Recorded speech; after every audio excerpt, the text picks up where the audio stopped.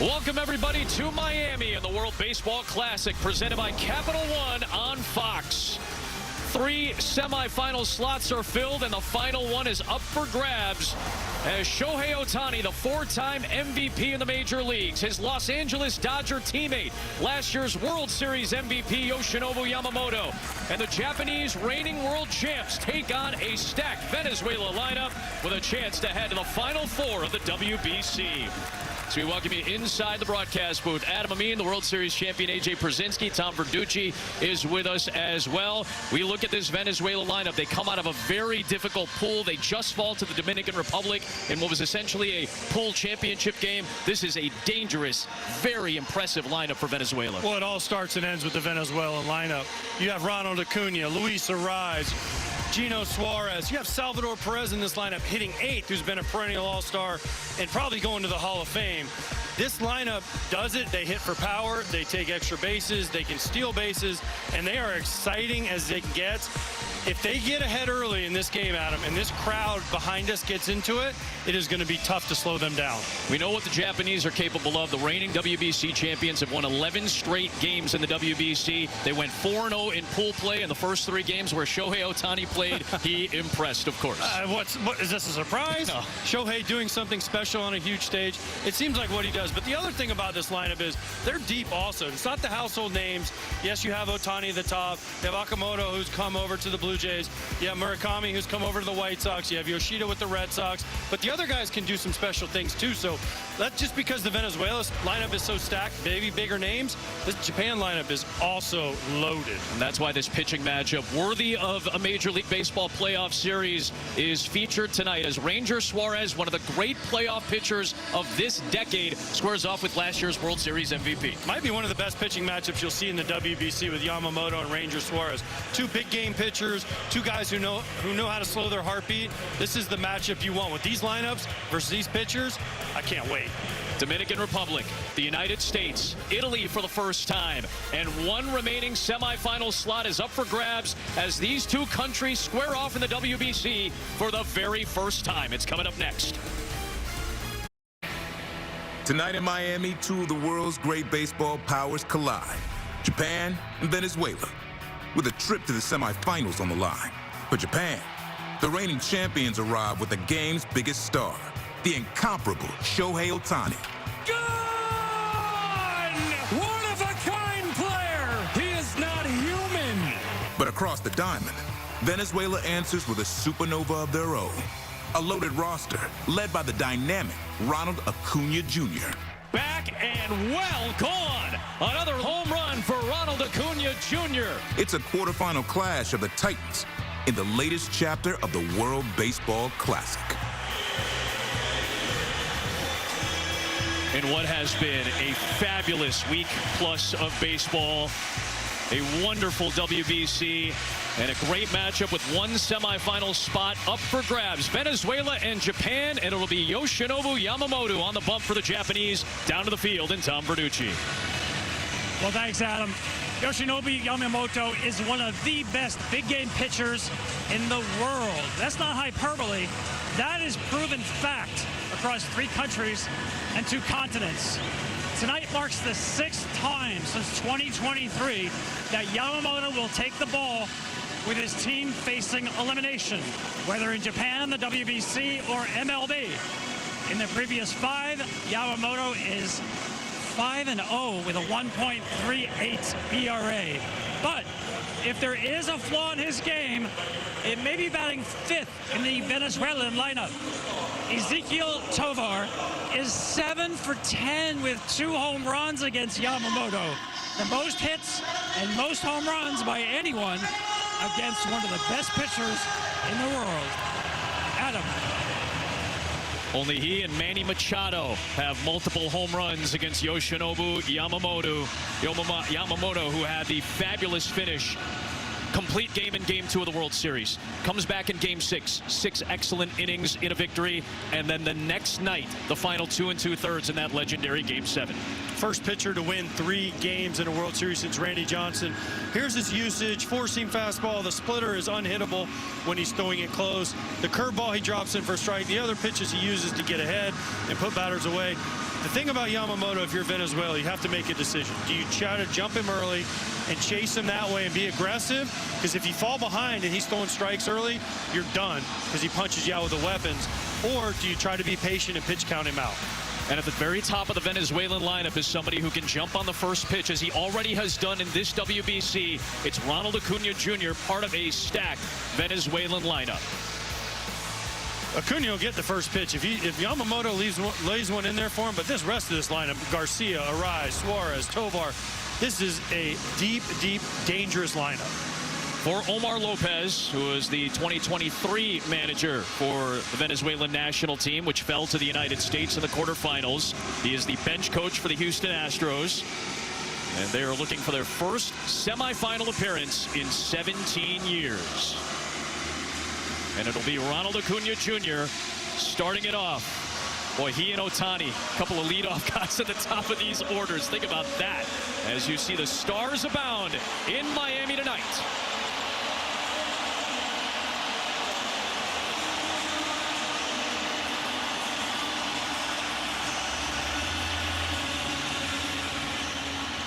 Very much a partisan crowd in favor of the Latin American country in Venezuela, but plenty of Japanese fans in the building. Away we go as Yamamoto deals a curveball to start the night. The quarterfinals in Miami are underway between these two countries meeting for the first time.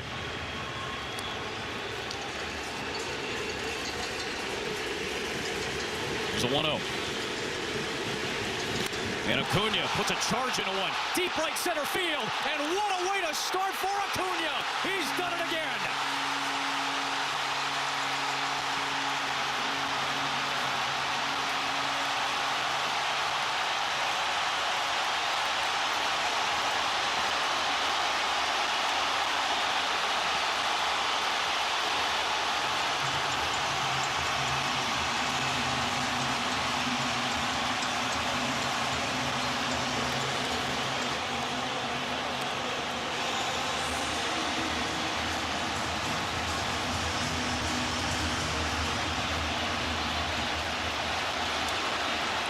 Exactly what we talked about, exactly what Omar Lopez talked about when we chatted with him in the pregame as Michael Garcia fouls one back. Well, it took him to the second pitch, though. Yeah, not the first one. You want to know about respect for Ronald Acuna Jr.? Yamamoto has a great fastball, 97, 98. First pitch curveball, throws it for a ball. Second pitch fastball deposited to right center in Lone Depot, which is not easy.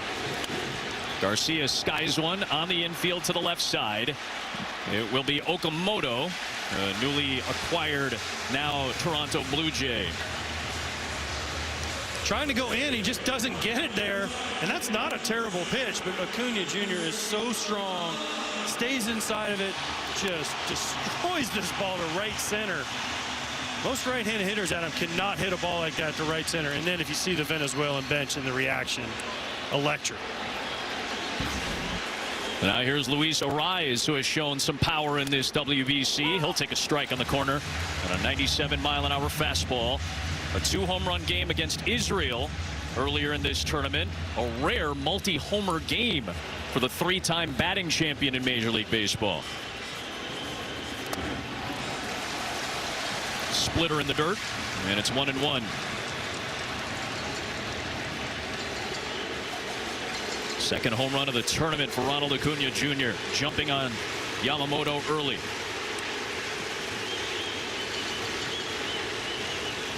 Ball and a strike on Arise, who fouls it away. Arise, between the WBC and Major League Baseball, has 3 career multi-home run games. They've all come in this ballpark. Remember, a former Miami Marlin who loved hitting in this park. And he's done it twice in the WBC, including in pool play. He's only hit 36 homers in his major league career. 1-2 pitch is in the dirt. This is where the Luis Arise at bats you feel like starts. Once he gets to 2 strikes, he's so hard to get to swing and miss. He's so hard to strike out. Yamamoto's going to have to be careful because some reason in the WBC, like Omar Lopez, their manager, said, he steps it up when he has Venezuela on the chest with the power. Waits for a 2-2, and that one came close to clipping him and runs the count full.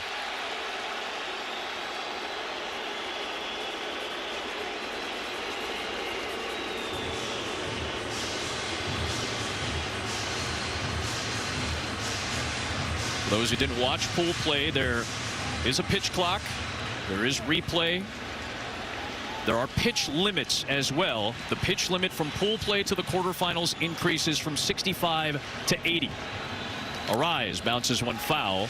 We are expecting, though, both pitchers to still be around the 65 pitch area max in this quarterfinal contest. In the semifinals and finals, it goes up to 95. Every one of these foul balls counts, though.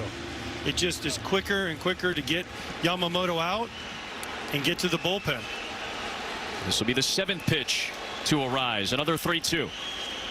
He fouls another one away.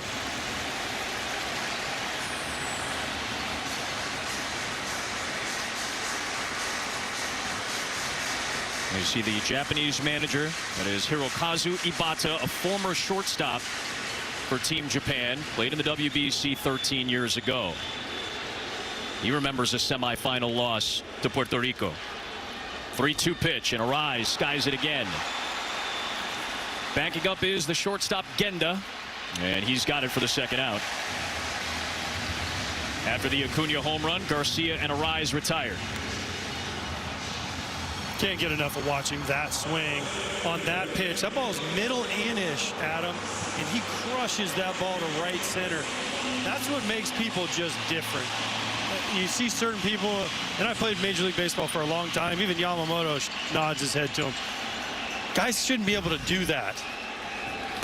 Suarez takes a strike. A high one at that, and Suarez did not appreciate that call on the high strike from Major League umpire Chris Siegel. Dan Iasonia, the crew chief, at first. Michael Tibibijo and Tim Meyer at second and third from Colombia and Germany, respectively. On the ground to third is grabbed by Okamoto. Rest of the side retired in order, but it was Ronald Acuna Jr.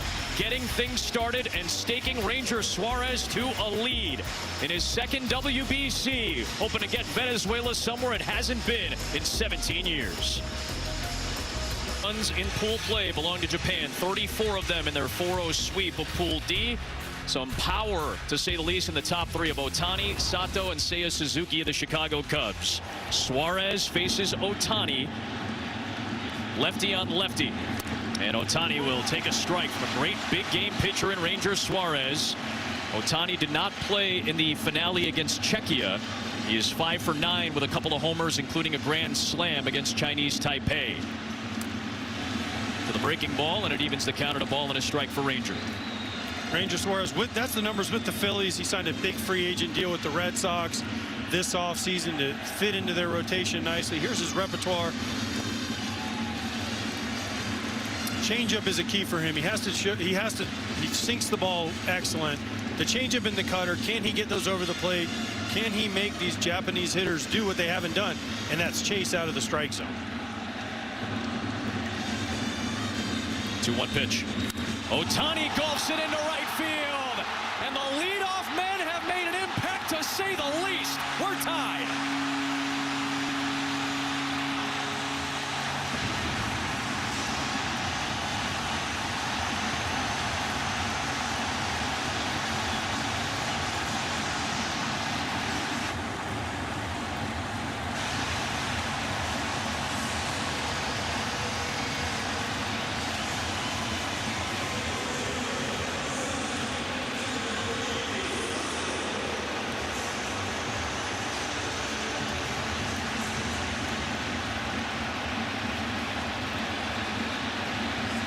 An electric start in Miami. Here's Teruaki Sato.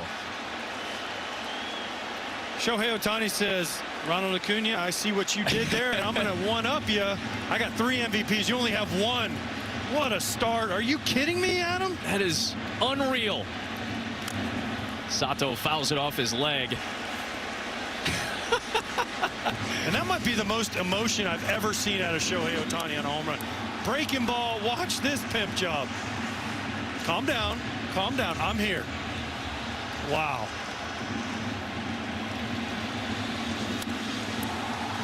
There are no words how good that guy is. You could not have asked for a cooler start in this game. What did Omar Lopez, the Venezuelan manager, say? We're not going to let Ohtani beat us. Well, it's hard to do that at the leading off the game. Called strike 3. Well-placed sinker by Suarez. Sato doesn't like the call, and there's one down. I can't get over this start. This is just so cool. So much on the line into the knockout stages, and you get two of the most important players in this game both doing their jobs in the leadoff spot. Here's Suzuki. I'll take ball one inside.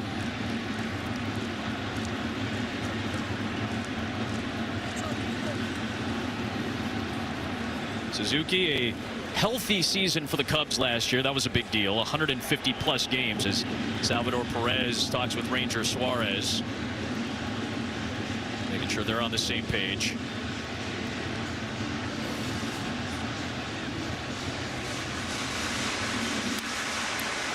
Wow. What a swing. What a bat flip. Everybody calm down. Shohei's in the house. And then the trot. And there's a happy camper out there in right field when they catch this ball.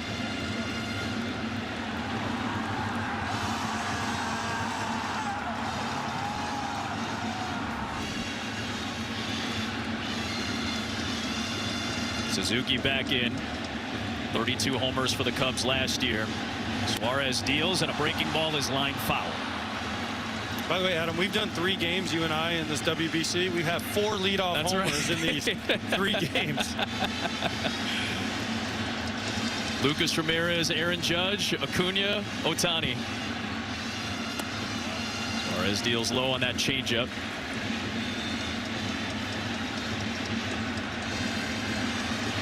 I think we have 5, don't we? Eaton as well for We Great got Britain. Eaton, Ramirez, and then the 2 tonight. 4 in 3 games is pretty That's good. right, yeah. And Aaron Judge was the second hitter. That's right. You're right. Yeah. Second hitter when he didn't lead that off. Because he wasn't, only because he wasn't leading off that night. Yeah, we've seen some first inning aggressiveness. I think that goes back to the point that you made, though. You're trying to jump on these high level pitchers as early as you possibly can without getting too deep into a count. A 3-1 pitch to Suzuki is fouled back, especially considering the pitch limits and how important it is to get ahead. Suarez knew it, too. That look tells it all as a pitcher. He didn't even want to turn around and look, but he did give the courtesy glance. And that, I'm telling you, that is the most emotion I think I've ever seen out of Shohei and the whole Japanese team. They jumped over the railing, were on the field. Suzuki takes that changeup, such an important pitch for Suarez, and it's ball 4. Man aboard with 1 out for Japan.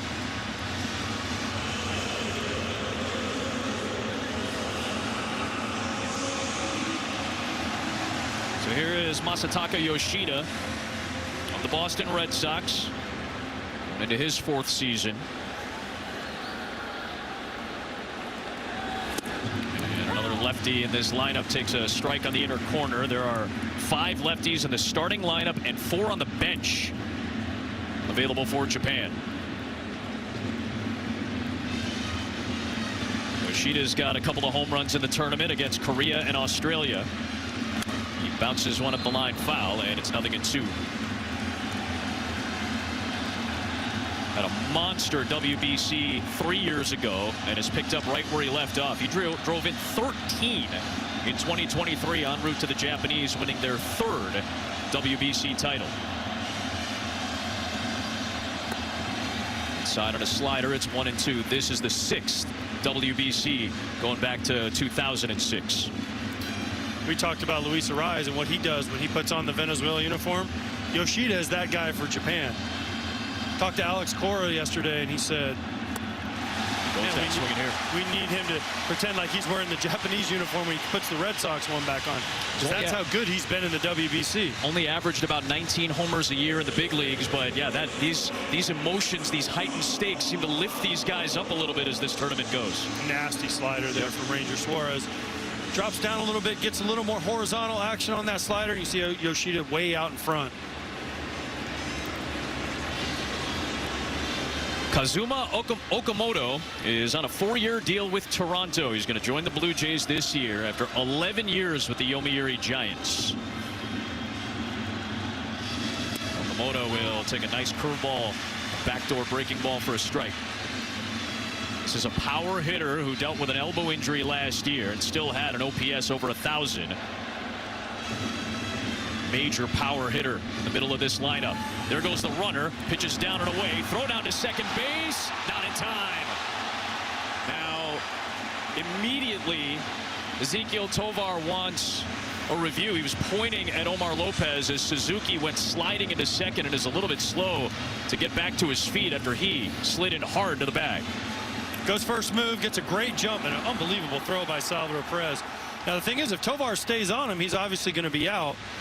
And the last thing on earth we want to see is somebody hurt. But what a jump and a better throw.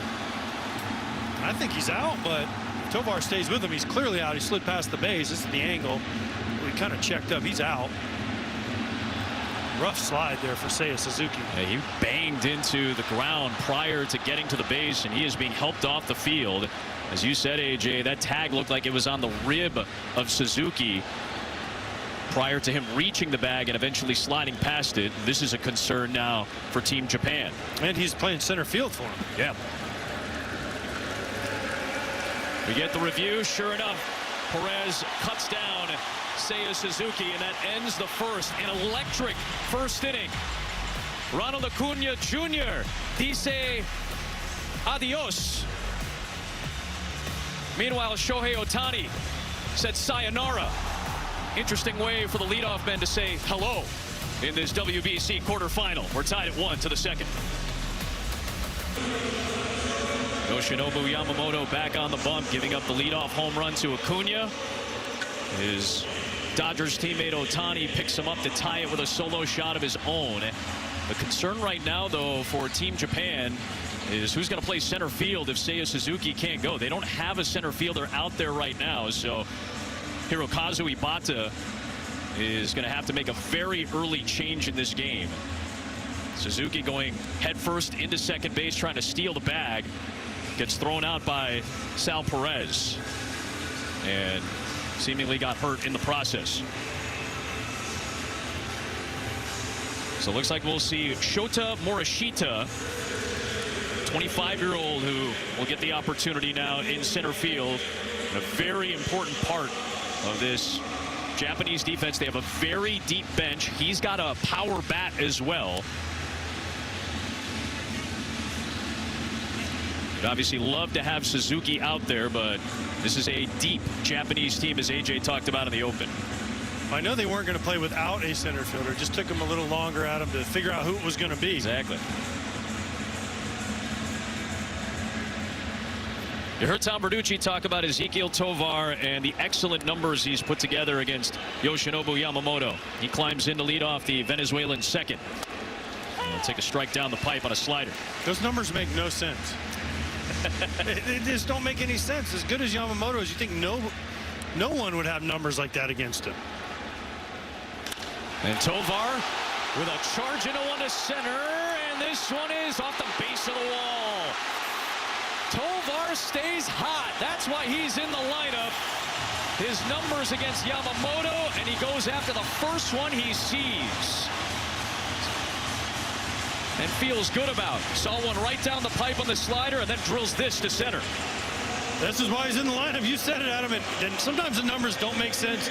You just see somebody really well. After the first pitch slider, he gets a fastball out over the plate and just misses his third homer off Yamamoto. And new center fielder, by the way, run back to the wall and get this ball. Get loose. I hope you're loose. And Morishita was immediately tested and sent back to the base of the fence. A man in scoring position here in the second for Gleyber Torres, the all-star with the Tigers. This game has all the makings for a classic, Adam. I know we're only in the second inning. Both these teams are on it. They're locked in. Tovar dancing. And Torres takes a close one for ball 2. One thing Gleyber Torres will not do, if you've watched his career in the big leagues, he doesn't chase a whole lot. He is one of the hardest guys to get the chase out of the zone. He will take his walk and he will wait you out. He's ahead in the count 2-0. And checks his swing. It's a cutter down the middle for a strike. Second WBC for Gleyber Torres, now 29 years of age. The catcher is a two-time Golden Glove winner in the Pacific League. It is Wakatsuki behind the plate for Yamamoto. Torres takes another one, so he's looked at all four, and it's 2-2.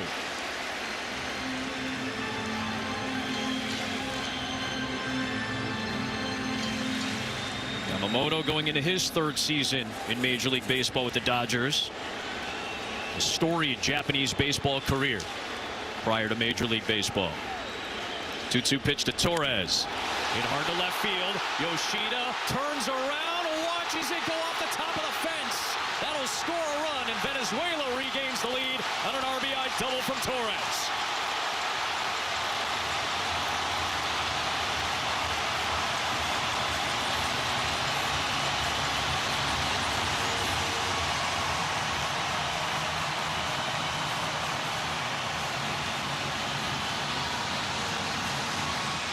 He waited it out, AJ, waited for his pitch. And then he got a mistake. This was a mistake. It was a splitter that was up and in, not where Yamamoto wanted it, and he misses a home run by inches. The fans behind the left field wall were hoping it would get up, but these guys ain't messing around, Adam. They are here swinging. Already 3 extra base hits for the Venezuelans. Still nobody out. Back-to-back doubles to start the inning. And a breaking ball drops in on Wilyer Abreu, another Boston Red Sox.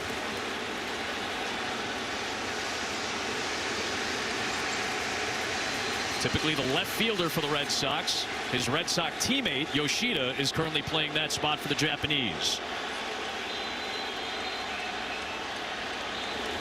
Takes a big cut of that diving splitter.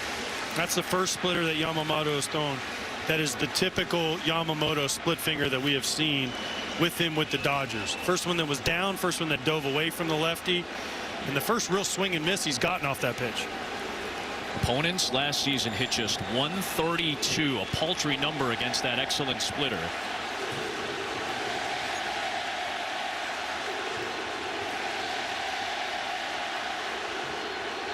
Abreu takes it just off the plate, 1-2. That was a fastball. Yamamoto's splitter, four-seamer, and curveball saw opponents hit under 200. So you know Miguel Cabrera, one of the hitting coaches for Venezuela, is trying to keep his guys sharp against it. Bouncing ball, right side, and foul. How about that as your hitting coach, Miguel Cabrera? First ballot Hall of Famer, Triple Crown winner. I thought it was hilarious when Omar Lopez, we asked him about Miggy today in our meeting. He said he yells at these guys what to do, and when we don't do it, he gets even more angry and yells louder at them. How would you not listen to Miguel Cabrera? He does so much reading of the pitcher's tendencies while other guys are cheering. He is locked in. Play at second base, and diving back in is Torres. Saw the shortstop Genda, who is one of the best defensive players at any position in Japan, sneaking behind Abreu. It's the old daylight play. They almost got him. Torres gets back.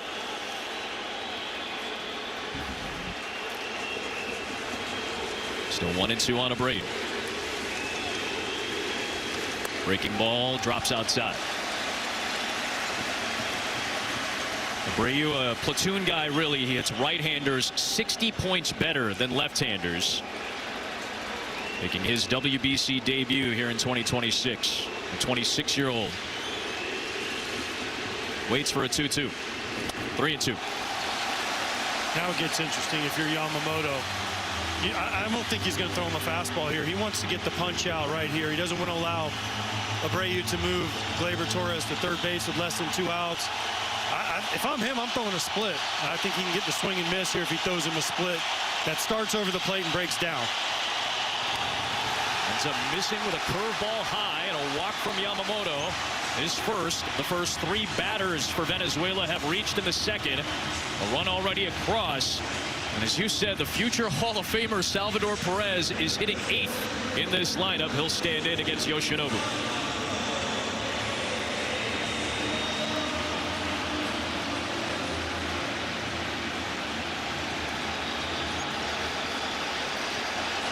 Two on, nobody out for the 35-year-old Perez. Takes a splitter strike. I don't think he's going to bunt here, Adam. I don't know how many sacrifice bunts Salvador Perez has in his career, but I don't think it's very many. And when you have this guy, your captain, a Hall of Fame catcher hitting 8th, that shows you the depth. Flies one out towards right field. Coming in quickly is Sato. Can play multiple positions for Japan. He makes the grab for the first out. A much needed one for Yamamoto here in the second.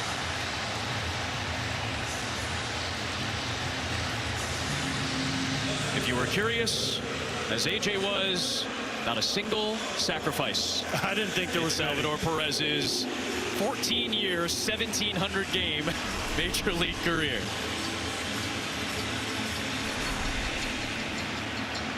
One down for the 9-hitter, Jackson Chourio, the Milwaukee Brewers.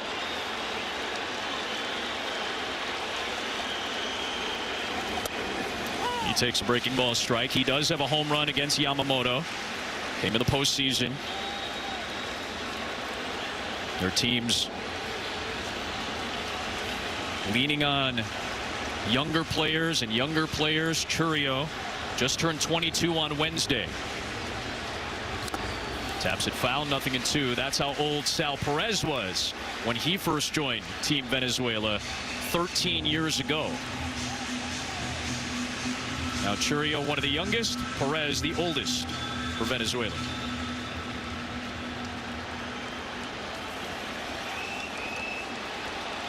Yamamoto ahead again of a hitter, 0-2. Trying to put away Chourio. Lays off a high fastball. Interesting to me with Yamamoto, and this is the way he also kind of pitches when he's in the major leagues. He doesn't throw a lot of fastballs for strikes. He kind of shows it. He uses the splitter, the curveball, the slider, the cutter, all the different pitches to get the outs, mainly the splitter. He does not throw a lot of fastballs, especially when it gets hit the way Acuna hit the fastball. There's the fastball. He gets a swing and miss on it for a strikeout, his first of the night. 2 down here in the second. But this wasn't a strike. This ball was off the plate, and it surprised Chourio.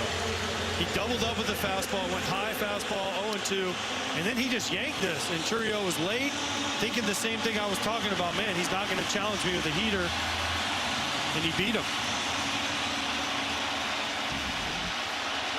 Here's the man who started it off with some fireworks. Acuna back to the plate. Second time up with 2 on and 2 out. And he'll take ball 1. And that pitch count for Yamamoto already at 35. 21 pitches in a more laborious second inning for Japan.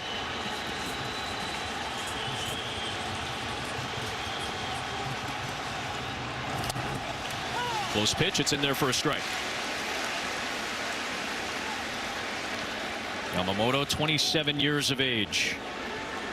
3-time Pacific League MVP. 3-time Sawamura winner. That's the Cy Young in Japan. Play at second again. They have been trying to get Torres, and this time it was the second baseman Maki who came over. Torres back in safe again.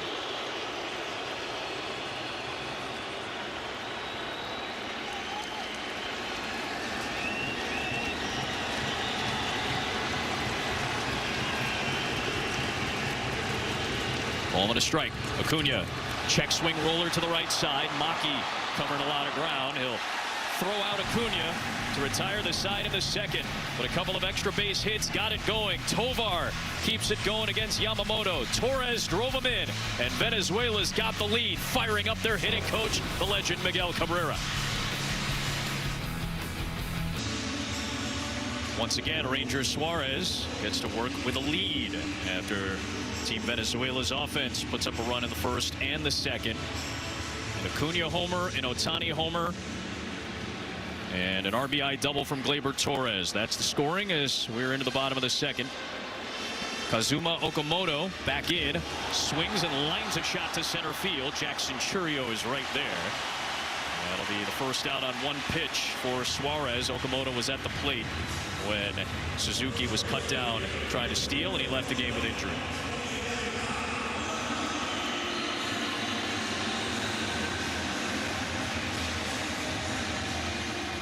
So here's Munetaka Murakami. Now in the American League. Signed a 2-year deal with the Chicago White Sox. So another power hitter entering the fray in Major League Baseball. Murakami has already made an impact in the WBC. Had a huge home run against the United States in the finals 3 years ago. Part of that victory for the Japanese. It's a big swing and cut, and that's sinker, and it's 1-2. Well, I'm as excited as anybody to see how Murakami does in the Major League since he's on the White Sox. But the one thing about him is there's swing and miss in there. Can he cut that down a little bit and still keep his power? Waves and misses. There's that slider tailing away. And Murakami is retired. Second strikeout for Ranger Suarez. You can play the Fox Super 6 World Baseball Classic Challenge. Download the Fox Sports app right now and enter for free for a shot to win your share of $20,000 in total cash prizes. You can see the Fox Sports app for details.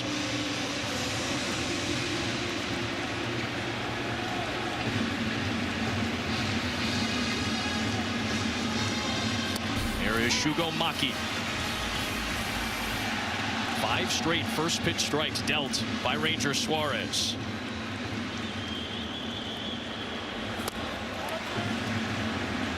Ranger Suarez ain't messing around. Yep.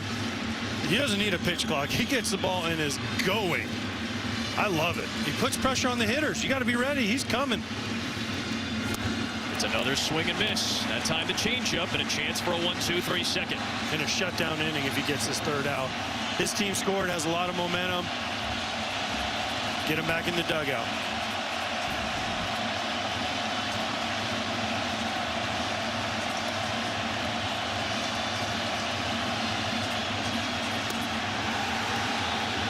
Oh, the Venezuelan fans wanted that one. Close changeup. And Maki's still alive at 2-2. Just a little bit low. Salvi wanted it behind the plate.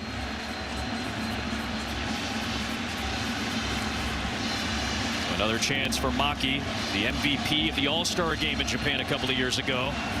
Goes down this time on that change again. A swing and miss from Suarez. A 10-pitch shutdown, second inning.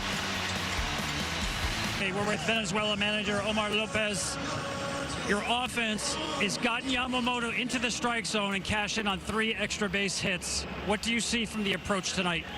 Well, everything on these guys talked before the game today and back in the hotel is working. You know, the approach is there. You know, we're kind of applying exactly what we talk about it to go against Yamamoto, and it's working so far. I hope we get a couple more runs off him. Ranger Suarez looks good. He pitched to Ohtani 4 pitches, all 4 different pitches, and still a home run. What is the approach for the rest of this game against Ohtani? Well, we'll see what's the situation of Ohtani. Ohtani can hit the ball again like that again, especially with runners on base. We'll see what happens, but I think Ranger Suarez is doing a really good job so far. Changeup is working, and hope he can give me a couple more innings too. Thank you so much. Thank you. Appreciate Omar Lopez. Great coaching staff. Victor Martinez, Miguel Cabrera right there. Robinson Chirinos, Gerardo Parra, Douglas Odor. A lot of names that have a lot of experience, both playing and managing and coaching. Michael Garcia strokes one out to left field. Yoshida ranging back at the wall. It's off the fence again. And the Venezuelans are teeing off another extra base hit. And it is Michael Garcia, his 7th hit of the tournament. They are hitting missiles off of Yamamoto. He's looking up at the scoreboard going, I am not used to this. Every time they throw a fastball, or he throws a fastball or makes a small mistake, that's a fastball and it's a strike, and Michael Garcia does not miss it. Down, a little bit in, and another extra base hit for the Venezuelans. He's got a double. His cousin Acuna has a home run, and now Luis Arraez will climb in with a man in scoring position. Okamoto comes in at third, as does the first baseman Murakami. And Adam, can I just say, if you haven't been to one of these WBC games, the atmosphere, especially here in Miami with Venezuela and Japan, the fans are unreal. The electricity in this stadium right now. Yeah.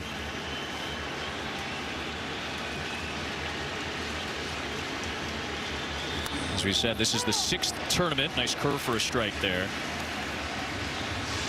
It's going to be wild coming up on Sunday, as the rest of the tournament will be played here at Lone Depot Park, the home of the Marlins.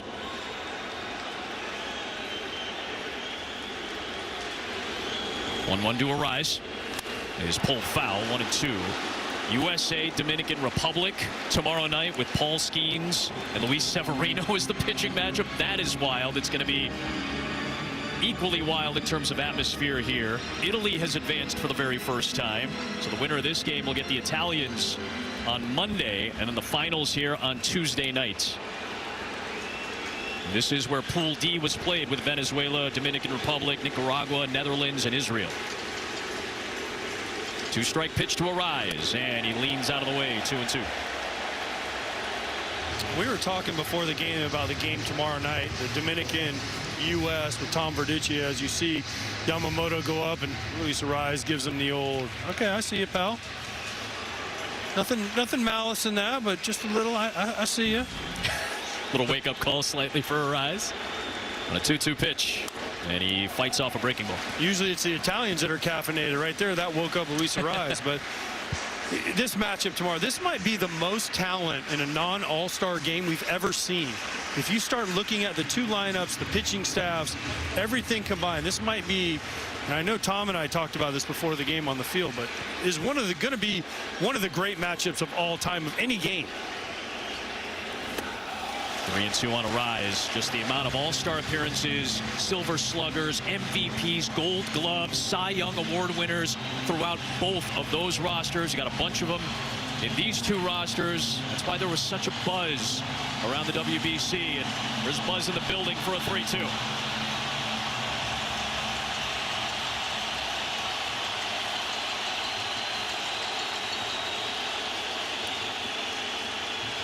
Arise fouls it away. Man, if I had to bet, okay, runner on second, nobody out. If I had to take one guy in Major League Baseball to try to get him over, I would take Luis Arise. Yamamoto is filthy nasty, but Luis Arise bat control. Now he probably won't do it because I just said it, but you can tell by his swings he is trying to make sure he misses on the right side. Bouncing ball to the right side. Maki has it. That'll move the runner over. And on the 49th pitch for Yamamoto, he records his 7th out. One away in the third, and Garcia to third base. But did you see how happy Luis Arise was right there? He hit a weak ground ball to second. He's running to first, clapping, looking at the dugout, saying, let's go. I did my job. Why? He moved him over to third for Suarez. Watch him. He is so happy. Most people would be, oh, man, I didn't get a hit. But instead, little things matter. Infield plays in now. Here is Suarez. First pitch swinging, and Eugenio fouls it away. Ground out his first time up. You see action again behind Yamamoto. That's Shoma Fujihara, as Yamamoto just tossed his 50th pitch of this quarterfinal contest. The leash not much longer now.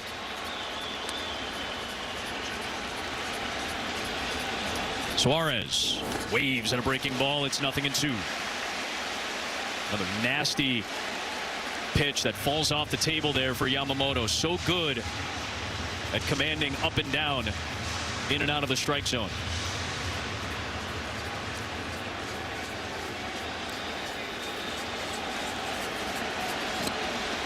Garcia the leadoff double. He's at third with one out. Suarez susceptible to the strikeout in his major league career. Goes down swinging here on that splitter and almost fell over. There's the second K for Yamamoto. First on the split. Just a tough at bat for Gino Suarez right there. Just Yamamoto needed to get nasty, and he does. Another split down and in. Suarez loses his balance right there. Tough at bat. But now Yamamoto's got to face his nemesis. 4 extra base hits and 11 times seeing him. Tovar against Yamamoto. Ezequiel Tovar making his World Baseball Classic debut this year, just 24 years of age. From Maracay, Venezuela. Grew up rolling up socks into balls so that he and his family could play baseball in the middle of the street. Grounds one foul, 1-1. So many stories like that for so many of these young players who idolize the likes of Omar Vizquel and Miguel Cabrera coming up as young children, playing in the streets of their home cities. About a decade and a half later, here they are representing their country on the biggest international baseball stage. Runner at third, 2 out. Tovar goes chasing. That is something he does do often at the big league level. And Yamamoto has a chance to get out of this inning unscathed as he gets closer and closer to the end of his line.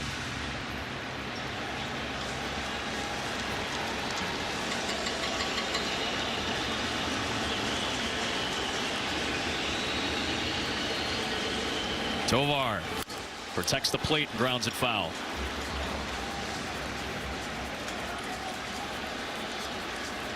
If I'm Yamamoto, I just bounce another curveball. He's shown he'll chase it. Tovar will. It's slower right there. He was on that slider because it had more velocity. If you can bounce one of those slow curveballs, I feel like Tovar would chase.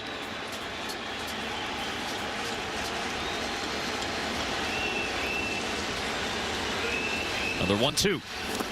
Goes down swinging away from Wakatsuki, but he'll apply the tag and that'll retire the side, and a little bit of a sigh of relief from Yamamoto as he gets out of the third with nothing doing, and Shohei Ohtani will bat in the Japanese third inning in this quarterfinal contest.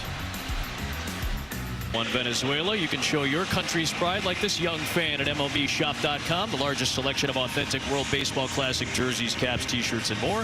MLBshop.com is the official source for all your WBC gear. Certainly a partisan crowd for the folks from Venezuela here in Miami, but an incredible travel party for the Japanese fans as well. It's a wonderful atmosphere as we hit the bottom of the third. And Soshie Genda, an excellent defensive shortstop, one of the best to ever play baseball in Japan, a 9-year professional for the Cebu Lions. Starts off the bottom of the third against Ranger Suarez. Takes a strike, 1-1. That's the pitch right there that makes Ranger Suarez so tough. Usually gets a lot of ground balls when he's right, but he can sink that ball, keep it on the ground, and then he throws the changeup right off of it, which gets the swing and miss. Floats a slider, just lands outside. He's got such a great mix, 6-pitch mix last year, as we showed you earlier. And that slider is the rarest pitch in his arsenal, but he can bust it out and get some swings and misses on it too. Back to a fastball, and it's foul.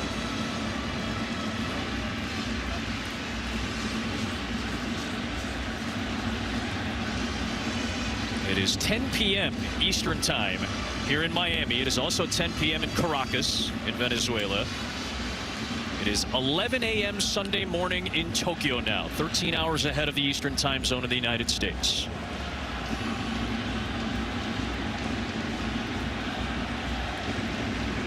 Many in Tokyo have risen with the sun to watch this game, prepare for it. As Japan tries to go 6 for 6 to the semifinals. They've been to the semis in every tournament so far, winning it a record 3 times. The Dominican Republic has a title, as does the United States. Payoff pitch to Genda, and he draws a walk. Second walk issued by Suarez, and the leadoff man is aboard here in the third for Japan. And don't forget who's looming now on deck. Well, here's an interesting thing about Japan. Normally they would bunt. They've always liked to bunt and use small ball a little bit, but with Shohei hitting behind them, I don't know that you do that, because then you open it up to where they can just intentionally walk Shohei. Wakatsuki does show bunt. The Japanese catcher pulls back and takes a ball. You see the third baseman in Garcia crashing. The other interesting note that we heard from the Japanese manager Hirokazu Ibata through his interpreter Shingo Ori was, we would like to slug a little bit if possible. Well, we have a lineup that's built for it. They did that with Shohei. Exactly. Yeah, my amigo Johan Santana, one of the all-time greats. Pitching coach for Team Venezuela. So many memorable moments in Major League Baseball. I still think about that no-hitter he tossed, the first ever in Mets history, about a decade and a half ago. 2 Cy Youngs. One of my all-time favorite teammates, just always happy. What a pitcher. He's got a really good pitching staff that only allowed 12 runs in that vaunted Pool D during pool play in their 4 games. After the conference, after Wakatsuki showed bunt, he does it again and lays down a beauty. That is beautiful, fundamental Japanese baseball that moves the man in Genda into scoring position. And back to the top for Shohei Ohtani, who said he loves hitting in this park. I wonder why. They're not even going to bother with him because they know what Ohtani can do anywhere. We know what he did back in September of 24, as our colleague Joe Davis called it, the greatest day in baseball history. 6 for 6, 3 homers, 2 steals, 10 RBIs, and then he opened up the quarterfinal with a home run in this contest too. He'll take first base on the intentional walk. No chance he was going to. No chance he was going to get the hit right there, and that's why I questioned whether they would bunt right there, and they did. And now Shohei's telling the Venezuelans, hey, give me a chance, guys. Why wouldn't you give me a shot? Did I do something wrong? Now 2 aboard for Sato. He swings at the first Suarez offering. This is a power hitter. In fact, this is the Central League MVP a year ago who led the league in homers and RBIs. 40 homers, 102 driven in for the Hanshin Tigers in 139 games. This year is his World Baseball Classic debut. He just turned 27 years old yesterday. 40th Suarez pitch is fouled away.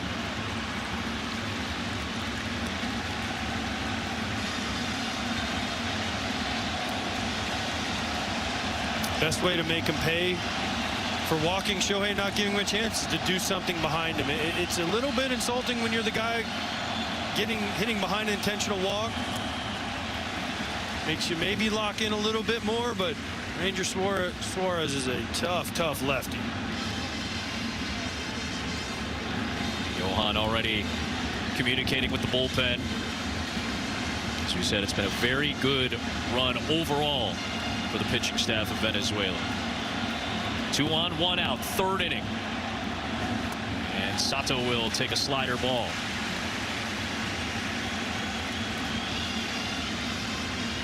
Already seeing some stirring in the Venezuelan bullpen. Luzardo looks like he's up. Pitched a couple of times in the tournament already. Sato will take one in the dirt. Perez is able to knock it down.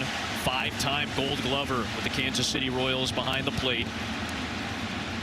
Luzardo, who was heavily used in the postseason by Seattle last year, loosening up quickly as Suarez is closing in on 45 tosses. Omar Lopez said 4 innings or 60 pitches max is what he's looking for Suarez. I think if he gets out of this inning, it might be done for him. It's been some high stress. Sato lines one fair down the right field line. Genda will come around and score all the way into the corner for Acuna. Ohtani will stop at third base. An RBI double for Teruaki Sato. And this game is tied at 2 in the 3rd.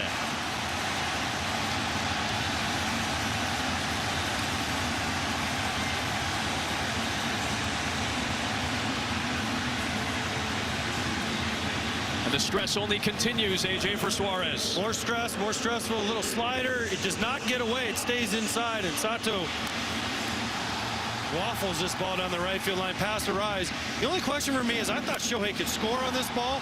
He goes back originally, and then he doesn't get a great jump, and therefore he doesn't score.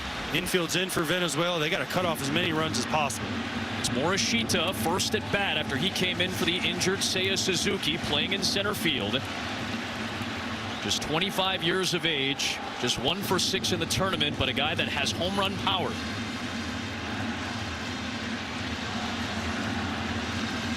Fellow Hanshin Tiger. One thing about Ranger Suarez in these 3 innings, he has not been able to really land that changeup. It has been mostly sinkers that he's had to throw. He's thrown a few good sliders, but that changeup, which we've come to know him for, he has not been able to command at all.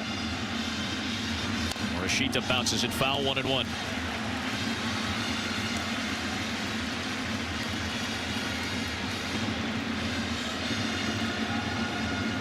Great season last year for the Tigers. Top 5 in homers, RBIs, runs, hits, and games played. A durable one. It's Morishita taken outside on that change. There's another one of those changeups that really hasn't sailed where Suarez wants it to yet. He's had trouble the entire night from the first inning on, really throwing that changeup where he wants it.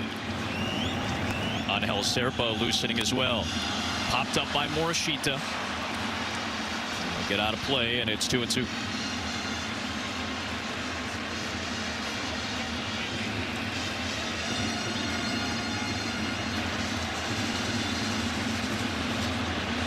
He's a Golden Glove winner as well. As we said, you hate to lose Suzuki if you're Team Japan, but it's not a massive drop-off at the plate nor in the field with Morishita. Infield takes a step back on a 2-2. And he lifts one deep to left field. Abreu ranging back. This ball is gone! And Japan takes the lead. Off the bench, Morishita delivers.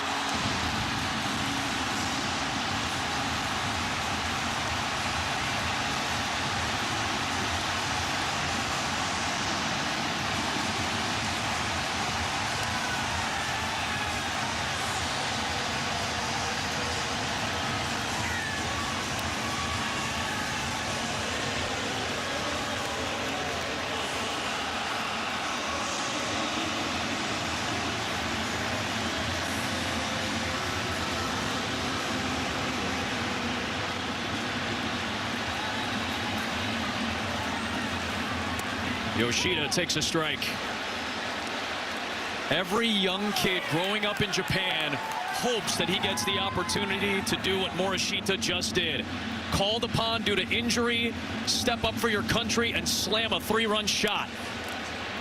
Ground ball off the bat of Yoshida, picked up by Torres, and there's the second out of the third inning.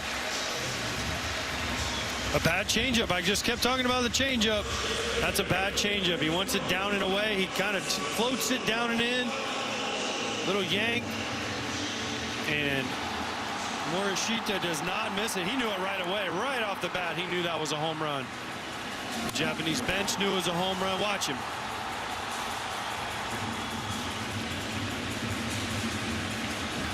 That'll do it for Ranger Suarez. Past 50 pitches, cannot get out of the third. A great big game pitcher frustrated with this performance. And the Venezuelans go to the bullpen. Japan has the lead. 3 walks issued by Suarez, 2 in this inning, both scored.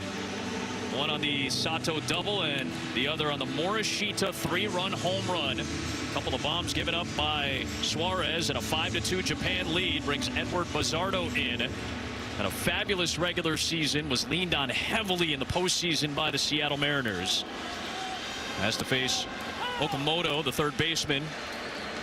Excellent power hitter to start his outing, trying to get out of this third.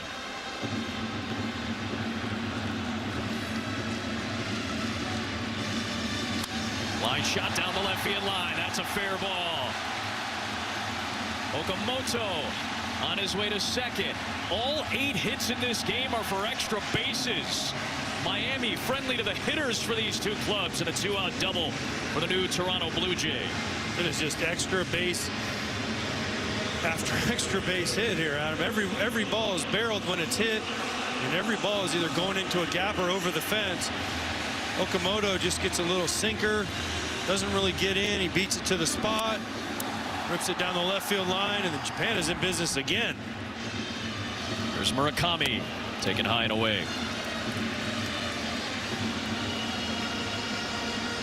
3 homers, 5 doubles. Yeah, the fireworks aplenty on a late night start in Miami.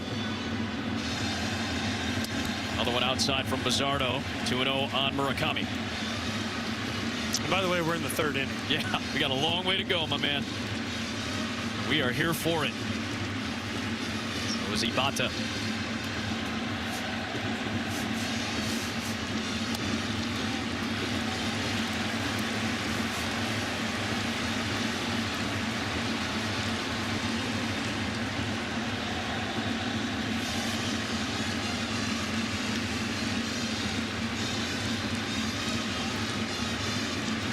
Big cut there on a 3-0. He had the green light going with a man at second and 2 out in this 3rd inning.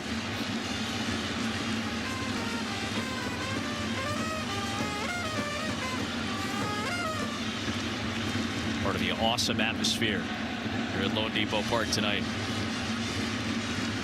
Check on second, and back to the bag goes Okamoto. We asked Hirokazu Ibata about it. He said, we're prepared for the noise. We know what this atmosphere is like. We know how great the Venezuelan crowd is going to be. On the ground to second. Picked up by Torres. And that'll retire the side. The Japanese have shown no intimidation. Not that we expected them to, especially with Ohtani at the top of the order. All smiles as the Japanese have teed off. Morishita off the bench. The big blow in the third. To the middle innings we go in the quarters. Welcome back to Miami in the 2026 World Baseball Classic on Fox, presented by Capital One. Continues on FS1 the next two nights for the semifinals. The Dominican Republic and the United States.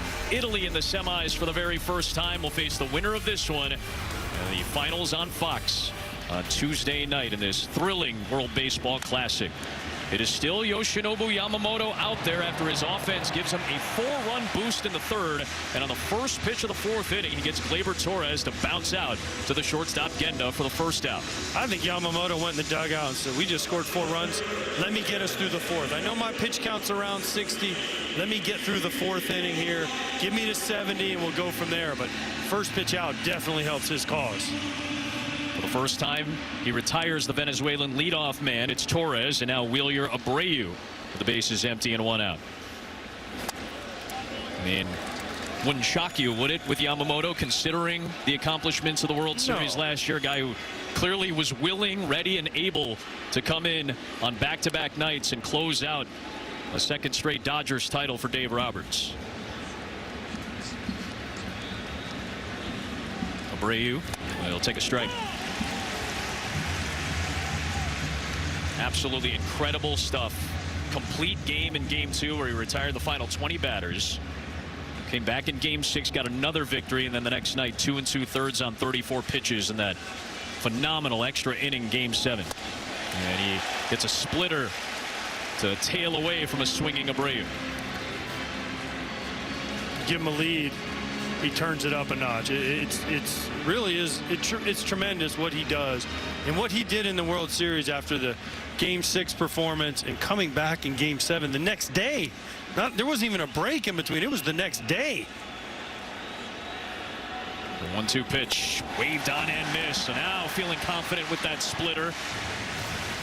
2 up and 2 down in the fourth. Back to that incredible postseason run. The final double play to end it. An amazing way to end an incredible, absolutely incredible, not only World Series, but postseason. Adam, you and I, we had the Detroit-Seattle series that went extra innings in game 5. Then the ALCS was incredible, and then the World Series. It was just an amazing postseason. And Yamamoto just told his manager to beat it, by the way. And he just said, I'm finishing this inning. And he told all his infielders, don't even bother coming in here. I'm finishing this inning. And the limit is 80 in the quarterfinals. We weren't expecting more than 65. He may get out of this inning right around 65 or 70 if he gets Perez quickly, and he is ahead, 0-1. Well, this is his last batter, no matter what. Yep. But he wants to get Salvador Perez out so he can walk off the mound on a positive note and look at his teammates and say, we can do this, boys. Facing the Venezuelan captain, Salvador Perez. And it's a ball and a strike. Fujihara, who's already gotten up to loosen, will seemingly be the next man. You do see the left-hander as well in Sumida, who was also loosening up earlier. So it'll be matchup based going forward. Big cut. You saw the run on that sinker, getting Perez to swing and miss to the pleasure of Ohtani.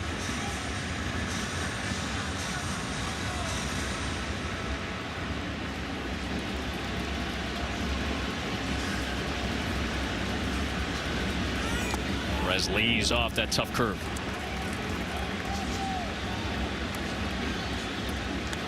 Yamamoto looking for his first 1-2-3 inning of the night. Would likely come in his final inning of the night.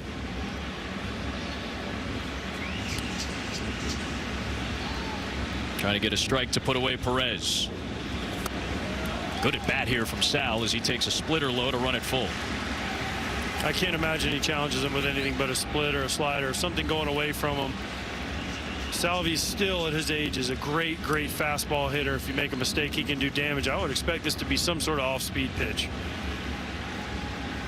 Payoff pitch to Perez is fouled back. Man who's hit 303 major league home runs.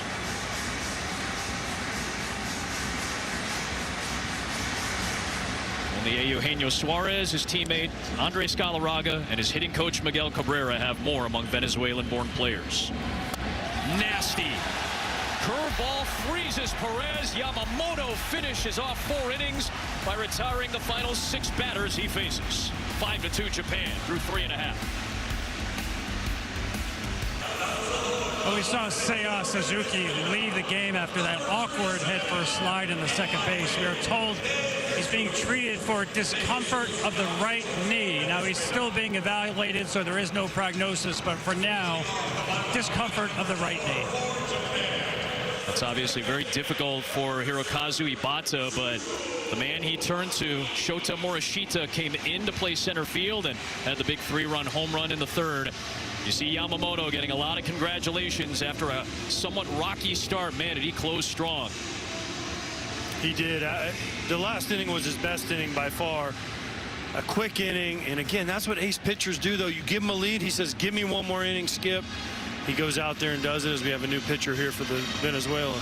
Is Emmanuel de Jesus, and he pours in a first pitch strike to Shugo Maki, the second baseman.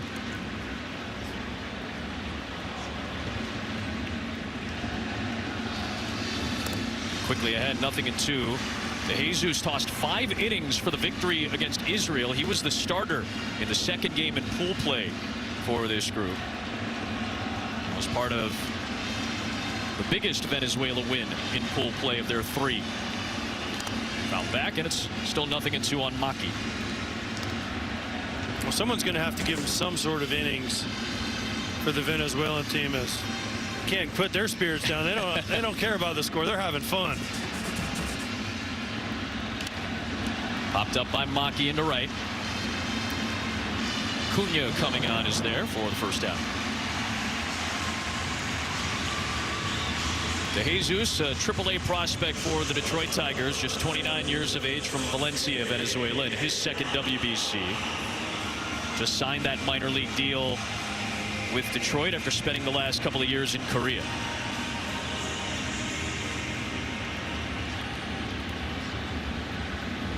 Here's the shortstop, Genda, who's walked and scored.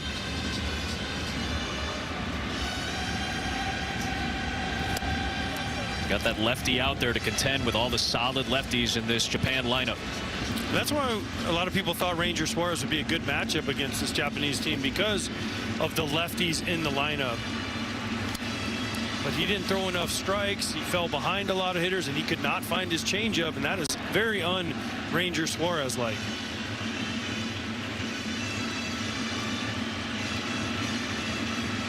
Morishita had the big blow, that 4-run third. Another foul by Genda, still fighting him away, and it's 1-2. He has won 7 straight Pacific League Golden Glove awards, same deal as the Gold Glove, best defensive player at that position. He's a great shortstop. Did not win it last year, had his streak broken. With the prior 7 he had won. Had he won the award again last year, that would have tied the all-time Japanese record for consecutive Golden Gloves. That's how good Soshie Genda is at that position. Well, who beat him? There's a guy for the Oryx Buffaloes in Daisuke Yamashita. One thing I love about Japanese baseball is watch the way their bats. They don't strike out a lot. They put the ball in play most of the time. And you can see right here with Genda, he's just trying to put the ball in play any way he can. Tough lefty into Jesus. And he finally gets one through.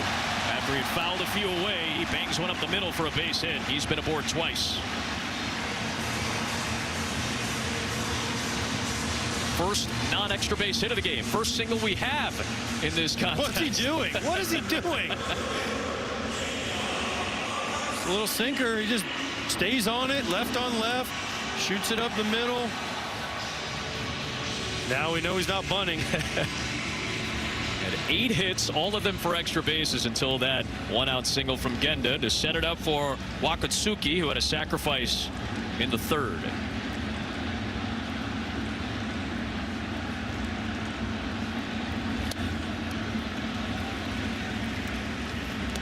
You hear a lot about Japanese baseball. Discipline, tactical.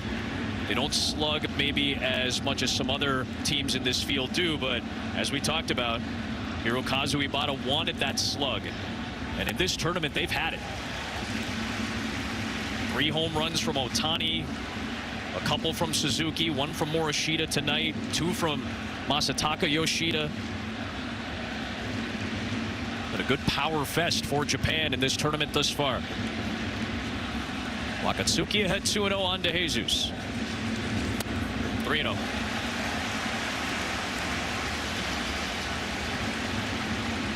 Along with that comes the regal and disciplined nature of how Japanese baseball has operated for more than a century.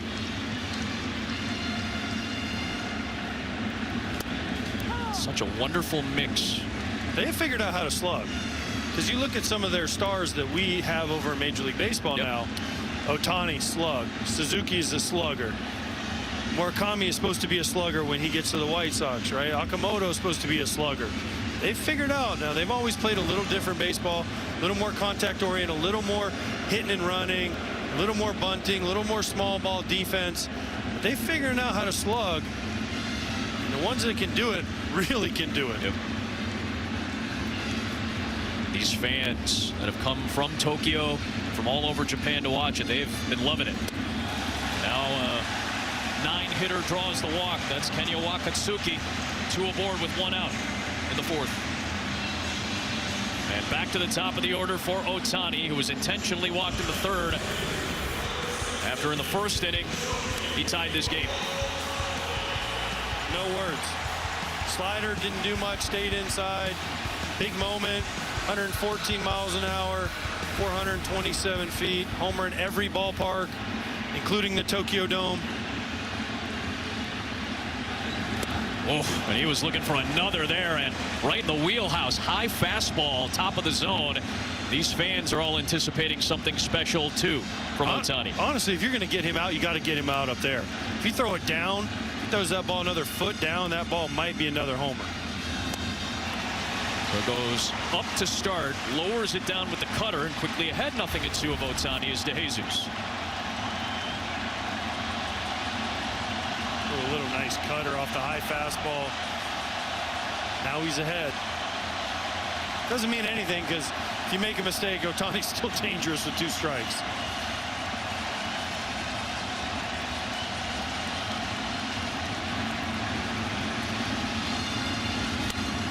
He's off 1-2.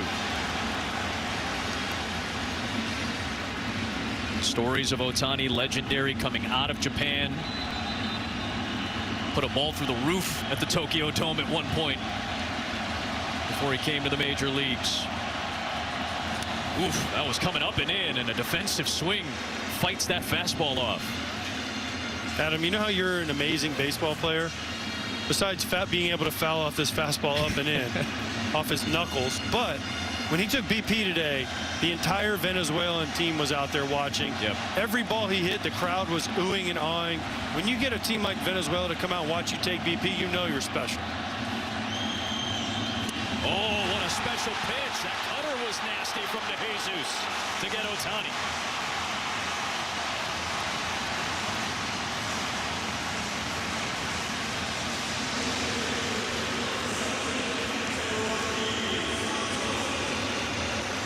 That is the first time that Ohtani has struck out in the tournament. It's the 2nd out of the 4th, and here is Sato. Still 2 on and 2 out. Fouled away. Just a filthy cutter. Slider, horizontal movement. Ohtani's head was in it, but his heart really wasn't. You see him open up and everything going to first base. Like you said, Adam, the first time Ohtani's punched out in this tournament, it's a big one for Venezuela. Sato was thinking about swinging. He held back and took a high strike. A chance for Sato to get out of this inning with 2 aboard.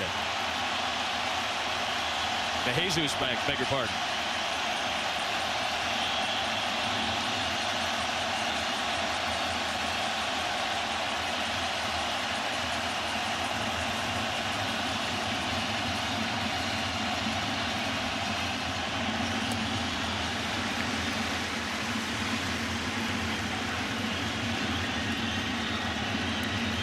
De Jesus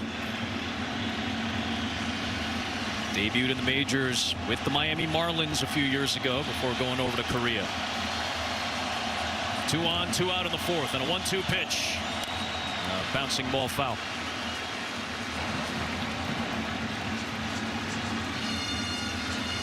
Jesus has got a chance to get some momentum back here in Venezuela. The crowd is trying to get back into it here.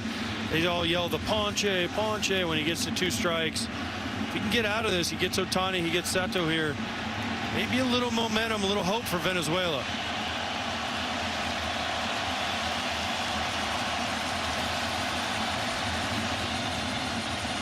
One, 2. He struck him out.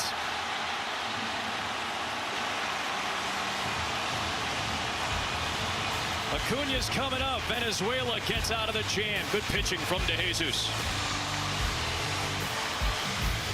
Chihiro Sumida comes out of this Japanese bullpen, got a victory already in this tournament under his belt, and pitched very well in a lengthy outing. 3 innings to get the win against Australia when they moved to 3-0 in pool play. It's a big job here to deal with Churio and then back to the top with Acuna and Garcia. Yamamoto retired the last 6 men he faced.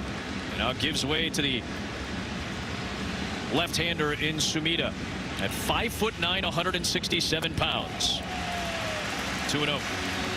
Venezuela has to go now. They have to be the next team to score in this game. It's winner take all. They're already down 3. They cannot give up any more runs. De Jesus, great job getting out of it, but here's their chance. They're 2-0 right here on Jackson Churio. You have Acuna on deck, the top of their order. You got to figure out a way to score the next run if you're Venezuela. Churio struck out his first time on a fastball. He'll take that fastball high, and he's ahead 3-0. Young star for the Milwaukee Brewers, just turned 22. And in the 2 seasons prior to turning 22 years old, back-to-back 20-homer, 20-steal campaigns. Takes all the way a strike. You know, one thing that's amazing, I played against the Japanese All-Stars in 2002 with a team from MLB that went over there. They didn't have a lot of guys that could break 90 miles an hour. It was more finesse, more breaking balls. Now the Japanese have Yamamoto 97, 98.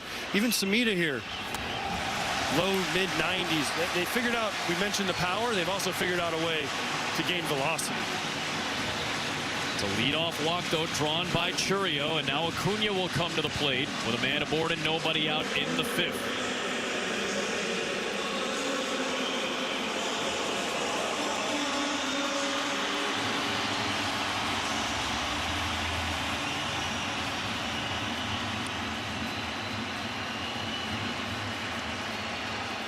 First pitch to Acuna. That was a nasty curveball for a strike. Big swooping breaking ball, 21 miles an hour slower than we saw that fastball to Churio that walked him.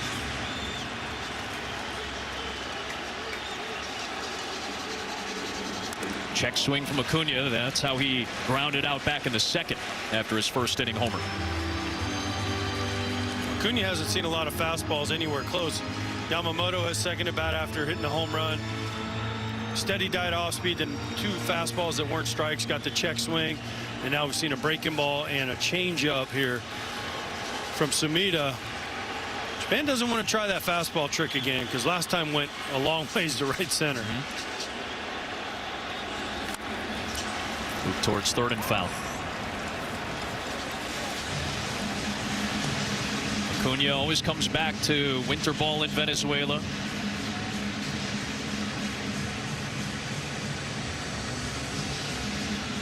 '23 NL MVP. Like Otani, put together a very unique season, a 40-70 campaign. Never been done in baseball until Acuna did it 3 years ago. 0-2 pitch, and he Fights off another tough off-speed delivery.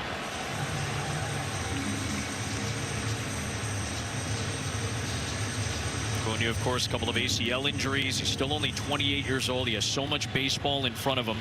Was the comeback player of the year last year after that second ACL injury in 2024.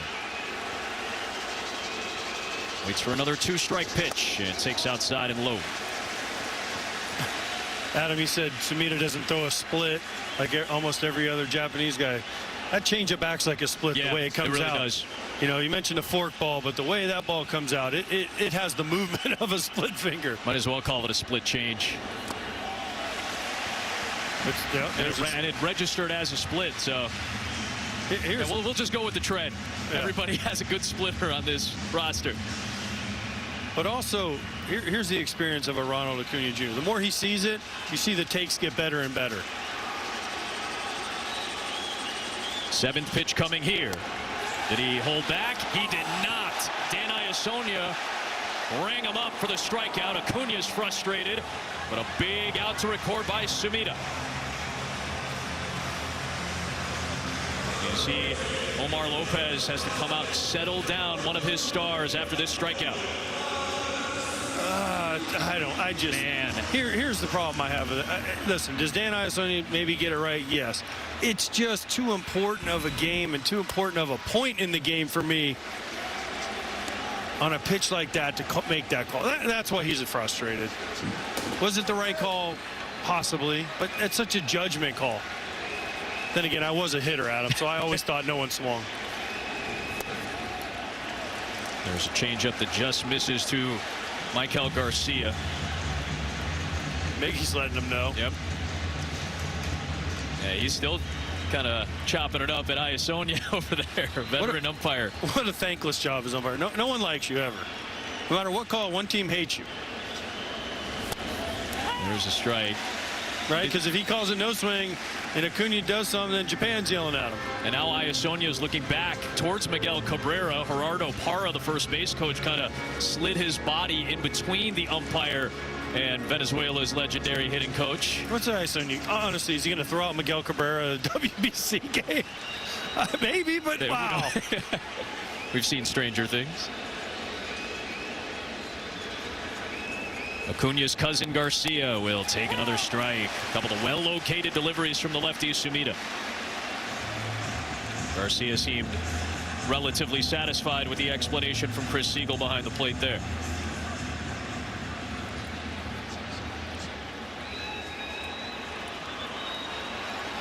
Two-two pitch. Flipped up into the air and out of play. Tom Verducci, you're very close to Miguel Cabrera down in that Venezuelan dugout.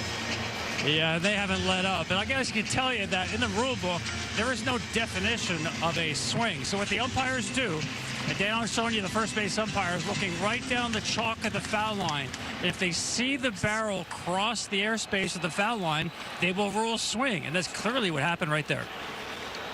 Great stuff, Tom. There's a check over to first base and Churio. You mentioned some of the adjustments or changes or applications of Major League Baseball rules. There is no ABS system, by the way, for this WBC. That will debut in Major League Baseball this year after a relatively successful spring training run. Just got a piece at Garcia and it banged off of his lower extremity.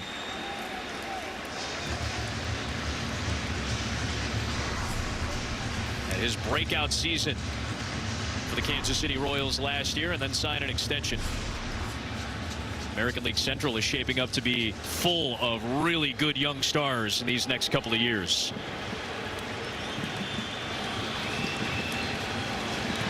Two-two pitch on the ground foul.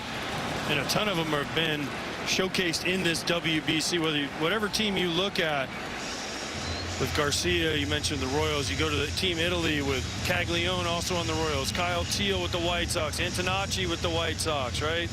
They're just Travis Bazzana with the Team Australia hit some home runs in the Tokyo Dome. #1 pick with Cleveland.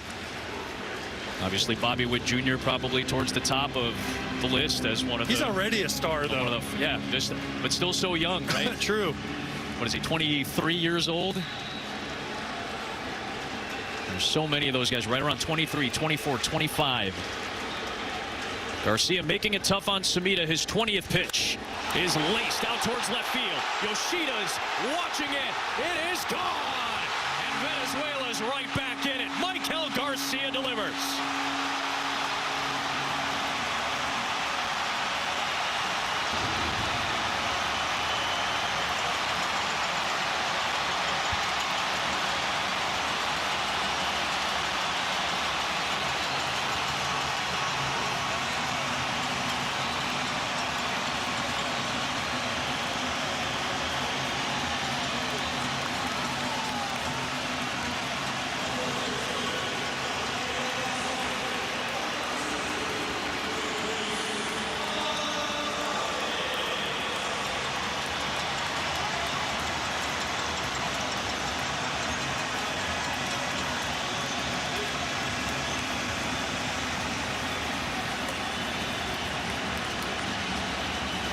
And Cabrera made sure he got one last word into Iasonia after an emotional last 3 or 4 minutes here in Miami. And there is su primo, his cousin, Acuna, the first man over the railing to cheer for Garcia. Big cut there from Arise, and it's 0-2. You think this doesn't matter? You think this doesn't matter to both of these teams? Just watch the emotion. We're only in the 5th inning. Actually, 4 1/3 inning here, but Miguel Cabrera, Hall of Famer, fired up. Ronald Acuna on track to be a Hall of Famer, fired up. His cousin hitting homers. Arise reaches out. The rare strikeout from Luis Arise, and the momentum shifting back and forth here. My goodness. They're still firing up Acuna in the dugout. 2 away here in the 5th. Maybe more settling him down than firing him up. Let's throw one more little thing on top of this. Venezuela wins this game. They go to the Olympics. That's right. So this game means even more than just the WBC. And the emotion in the Venezuela dugout, they know.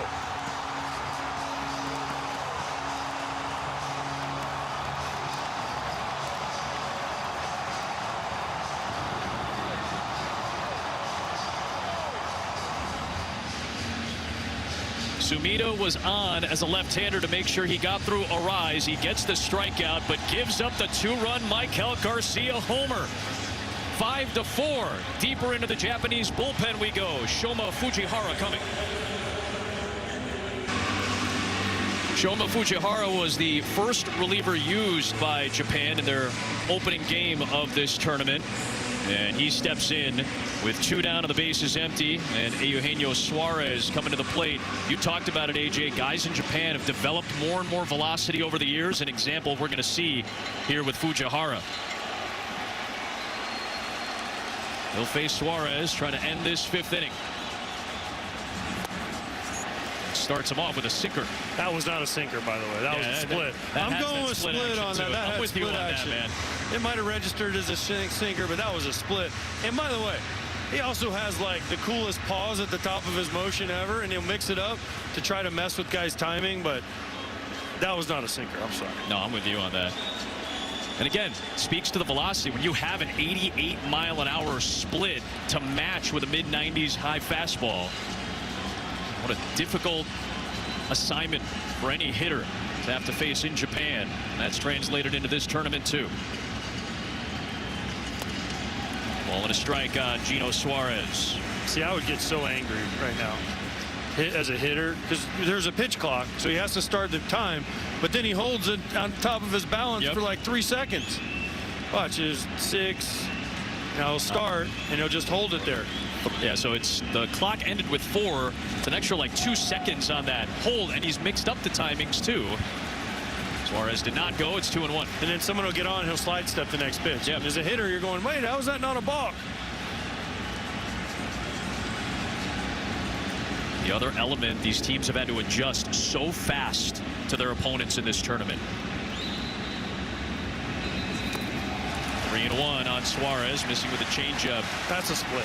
Yeah, split change. A split change, sinker, whatever you want to call it. That ball's a split. Absolutely. Fork ball, whatever you want to call it. That ball has split action and split velocity. Again, it's the pitch that has risen in popularity in Japan faster than any other, and that's translated to the United States over the last 5 years.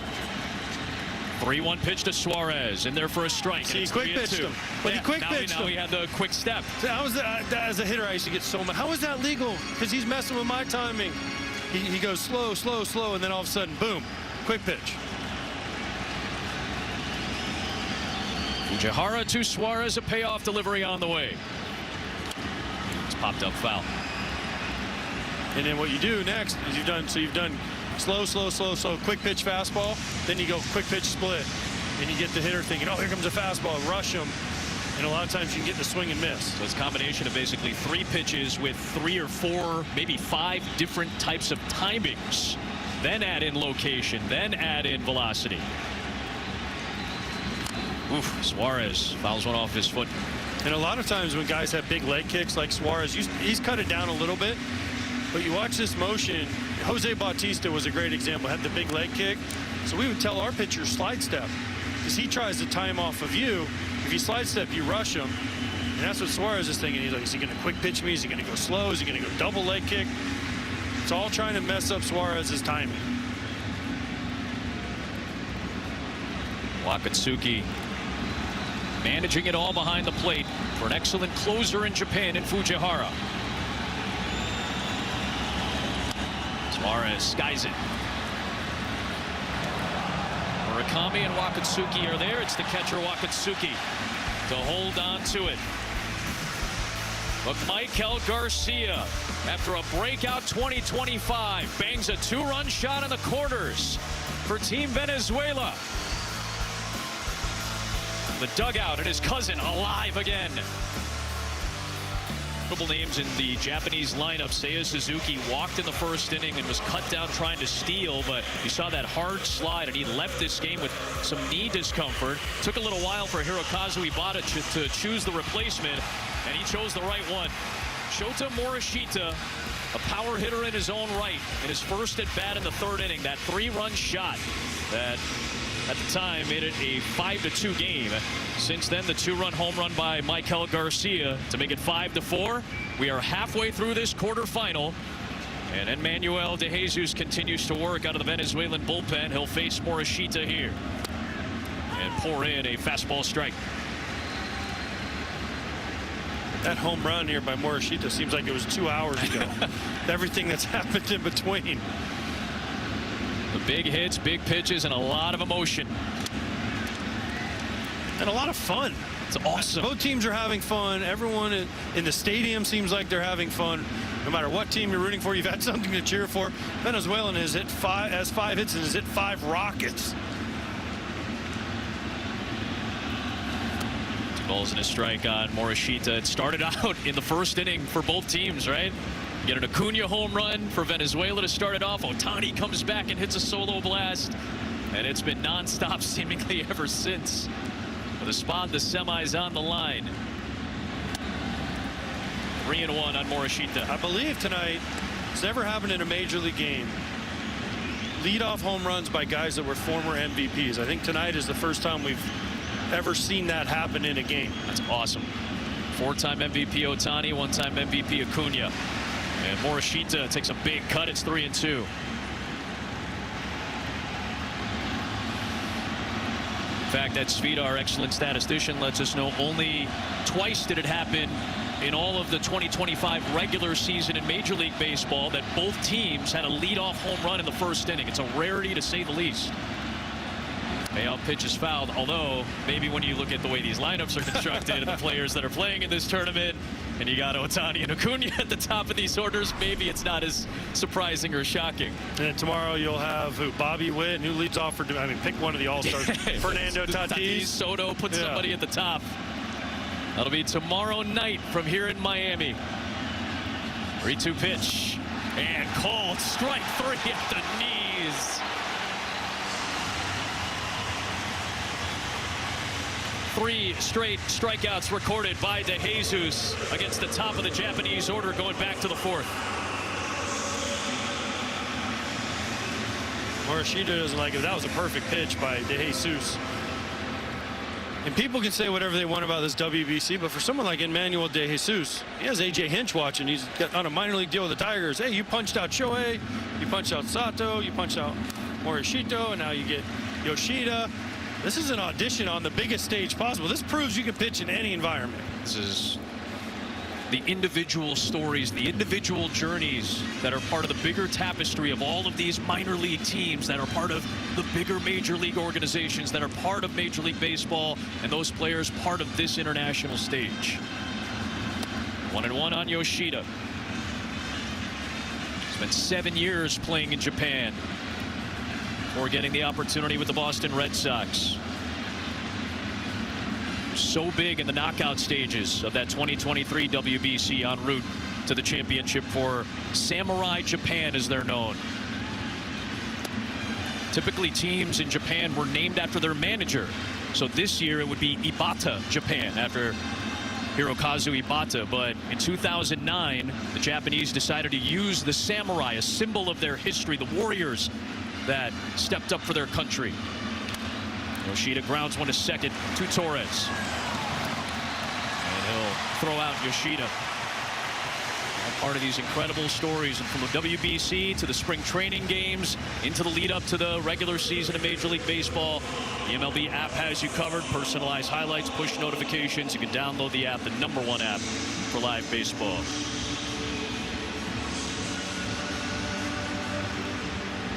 Used that name Samurai Japan in 2009. They adopted it officially in 2012 for their national team. 2 down for Okamoto. He takes a strike. Another well-placed pitch.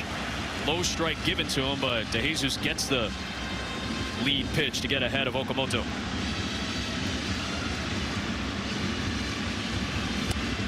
And check to Iasonia, 0-2.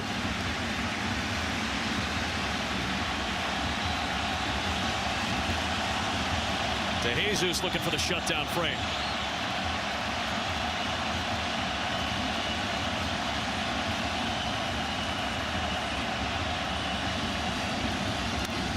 Popped up.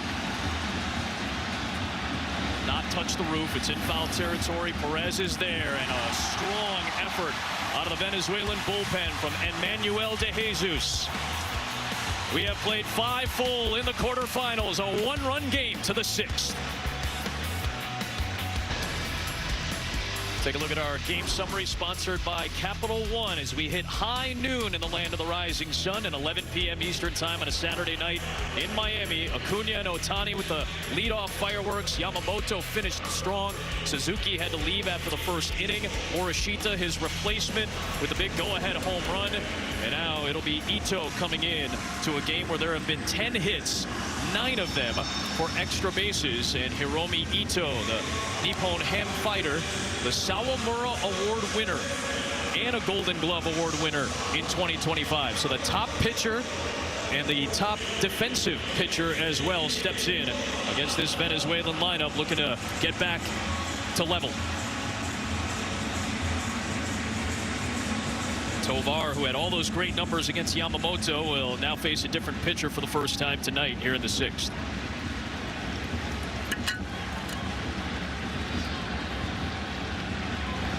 First pitch swinging, Tovar fouls it away. High strikeout rate for Ito. Understandable for a guy who won the equivalent of the Cy Young in Japan last year. Great pitch mix.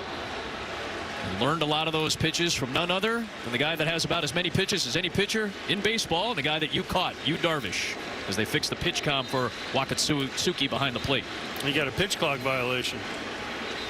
First one of the WBC since the first game when Brazil had like 10 of them, I felt like. Another one of those adjustments that many of these players had to get used to. Now, with the timer winding down, time used by Tovar. There's a foul and then the pitch clock violation, so it's 1-1.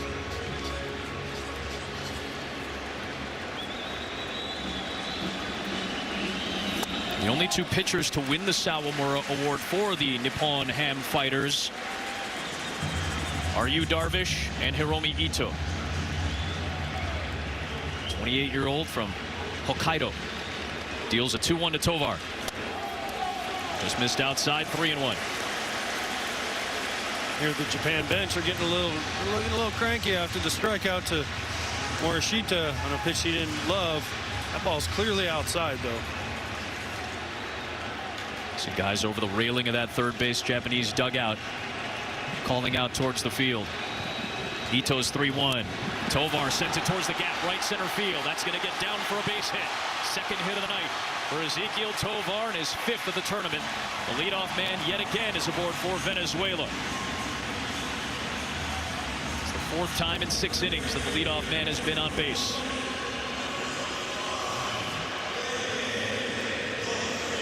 Just a great job by Tovar. Ball gets in on him just a little bit, but he stays so inside of it nicely.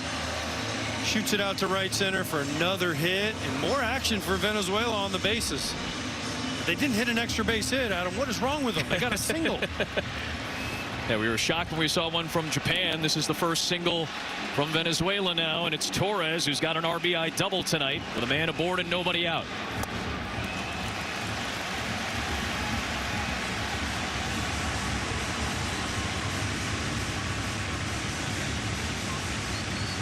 Action in the Japanese bullpen again. Now it's Yuki Matsumoto loosening up for the Japanese. There's a strike at the bottom of the zone on the change.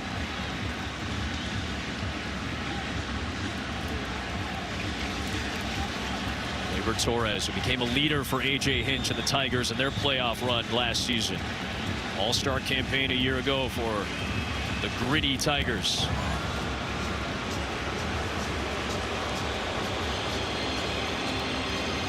Tovar has a steal in this tournament.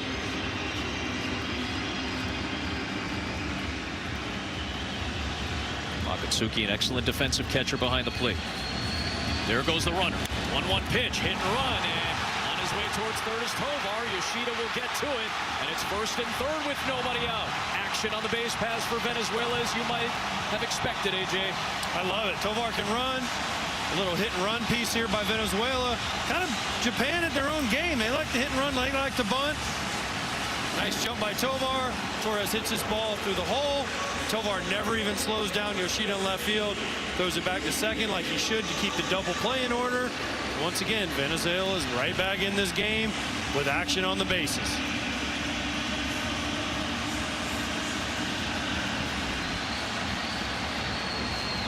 Back-to-back singles from Tovar and Torres, and now it's Abreu. Base hit ties the game. Extra bases might give Venezuela the lead.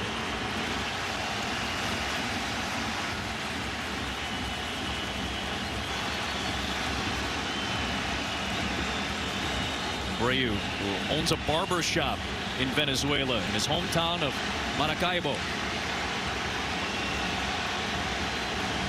Fouls one back. That was the fastball right down the pipe, and that's the one he wanted. He was trying to hit that one back to Maracaibo. No kidding. Wow, he gets a fastball center cut. Maybe trying to do too much, but I like the aggressiveness. Let it eat. Big moments require big swings.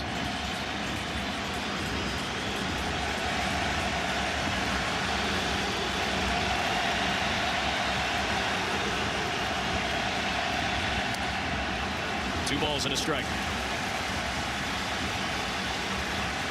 The barbershop is called Activo. Ends up cutting his teammates' hair during the season. A lot of fresh cuts in that Venezuelan dugout. Perhaps Abreu responsible. Not trying to be responsible for tying this game. Instead, he'll give Venezuela the lead. Gone!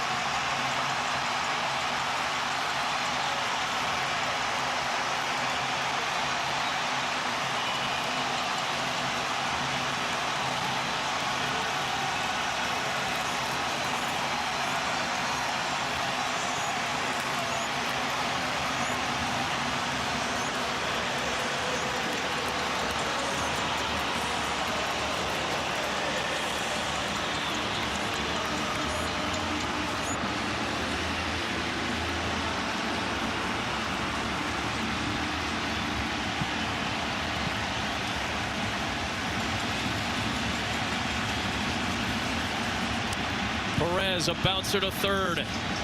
Grabbed by Okamoto, one away in the sixth. The moment of a lifetime for Wilyer Abreu. He might have sent this to Caracas. Holy cow. Fastball. Watch this. This isn't even that's a bat throw, by the way. That thing might hit the roof. Look at that. His teammates are ducking for cover. What a moment. This game is awesome. Just when you think one team seizes all the momentum, it completely flips Abreu. I mean, poor Salvador Perez was kind of anticlimactic. Loved the guy, but he hit a ground ball. You're like, wait, what just happened? There's no party happening.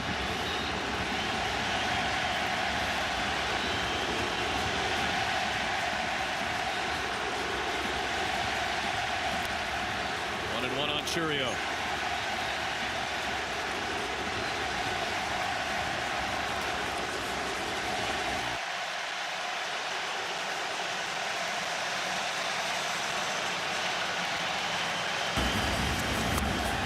Two balls and a strike. Sometimes I wonder how, I know they have scouting reports, they have video on a lot of these Japanese guys, but like Ito, none of these guys have probably ever faced him in their life, and they're just looking for a good pitch. Then we mentioned Abreu tried to hit the one out. Well, then he did. Churio sends this one deep. This one's playable for Yoshida near the warning track. 2 down. And now every ball that leaves the bat of the Venezuelan hitters, the fans think it's going to be one of these. Look at the emotion from the bench. The bat throw. They're like tackling each other to celebrate.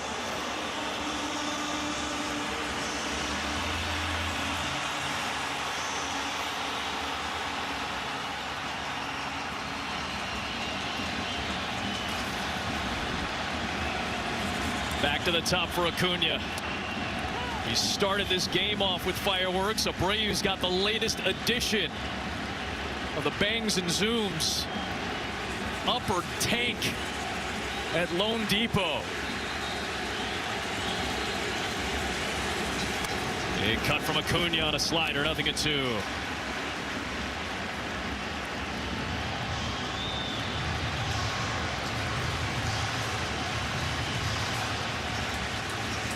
The momentum shifts from one dugout to the other, A pendulum swinging quarterfinal. Nice pitch on a slider. Acuna doesn't like it, but that was a pitcher's strike from Ito. But this time it's Wilyer Abreu's turn, making his World Baseball Classic debut and the biggest swing he may have ever taken in a Venezuelan uniform. Waited all day, a beautiful day in Miami, for a 9 p.m. Saturday night part game, part party, part quarterfinal of the World Baseball Classic. And the latest big blast off the bat of the Boston Red Sox, Wilyer Abreu, to make it a 7-5 Venezuela lead. Emmanuel De Jesus continues to work in relief. Will face Murakami to start off this inning, and nothing had won the count on the future Chicago White Sox. Insanity. You're thinking Yamamoto goes out, gives them 4, they're up 5-2. Here comes the bullpen. In those 2 innings, the bullpen for Japan has given up 5 runs on 2 homers. Just crazy momentum switches in this game already. First ever meeting at the WBC in international play between these two countries. Started their diplomatic relations in the late 1930s. That obviously stopped and slowed down after the bombing of Pearl Harbor in December of 1941. They began their foreign relations again in the late 1990s and into the late 2000s. 1-1 pitch to Murakami. He ropes one towards center, towards Churio. One away.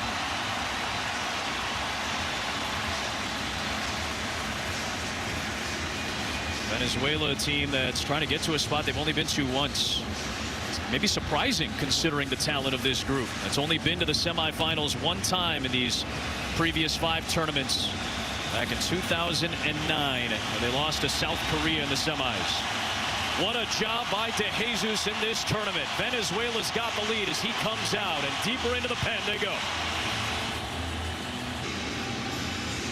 couple of great outings in this tournament by Emmanuel De Jesus. The Detroit Tigers prospect gives up just 1 hit and 1 walk and records 7 massive outs and leaves with the lead intact in the bottom of the 6th for Jose Butto.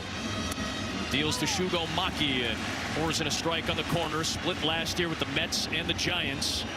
From Cumana, Venezuela, making his first WBC appearance in this tournament. Turn 28 next week. Drops in another one on the edge. Started on the corner and then drifted a little further out to get ahead 0-2. It's about a perfect pitch right there from Butto.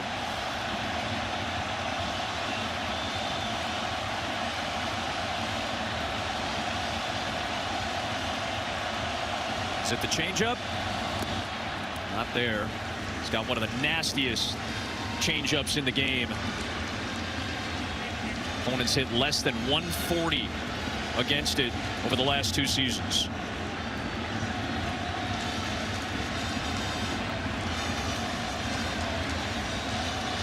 Maki has struck out at a changeup tonight. That was back in the 2nd against Suarez. Fastball pushes him back a little bit. 2-2.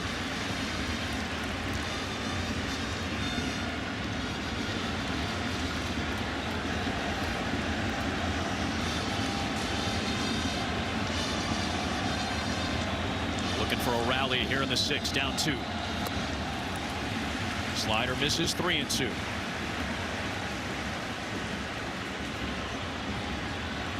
Excellent job by De Jesus. A couple of really strong outings out of the bullpen. In a tournament where relief pitching can determine the outcome on a lot of nights.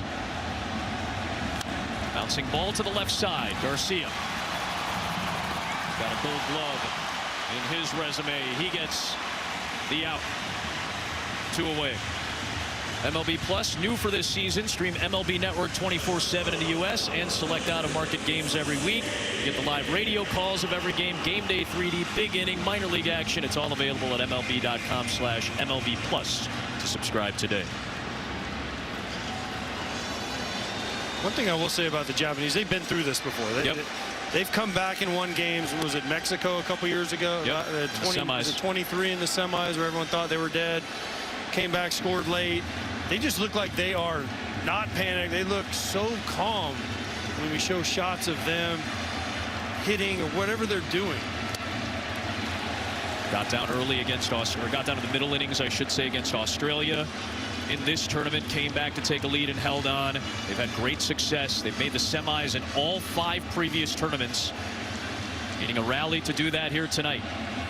Big cut from Genda, and it's 2-1.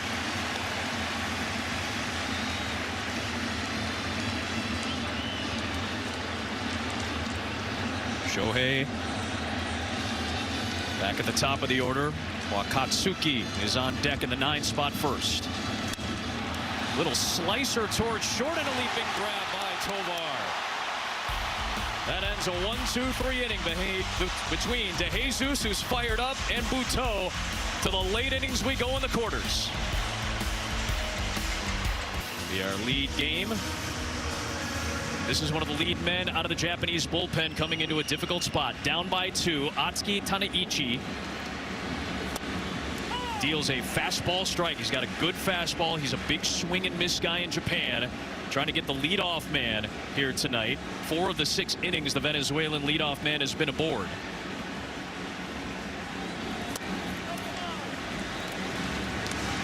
And when they've got him on, they've scored him.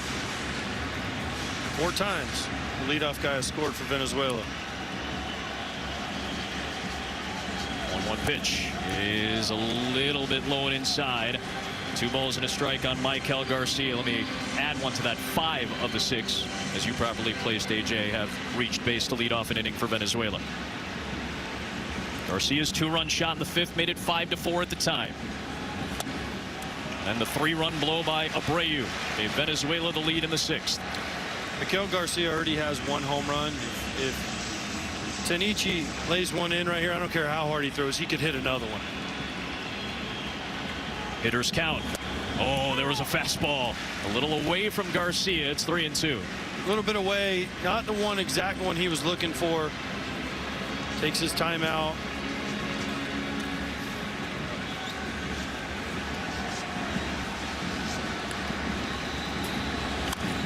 Ground ball to short. Genda's there. He retires Garcia. So Tanaichi comes out of the pen and does get the leadoff man for just the second time tonight for Venezuela. One away. Now here's Luis Arraez, a rare 0-for so far from Arraez. 0 for 3 tonight with a strikeout. That's even rarer than the 0-for. Yep. And some swing and misses.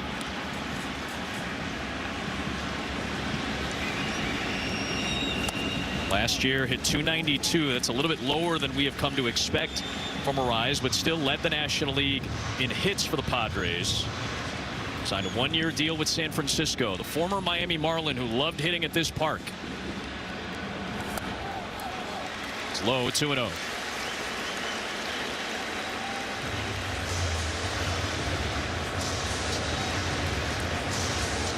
Right at the top of the list. But when he puts on, as you said, that Venezuelan jersey, the power seems to come out. Had a couple of home runs. That 23 WBC, had a couple against Israel in this WBC. He waits for a 2-0. Down the left field line, foul. He took his helmet off. You mentioned Willie Abreu. The barber, he must have went to work on the back of Luis Arraez's hair. He's got all the lines cut in there. It's awesome.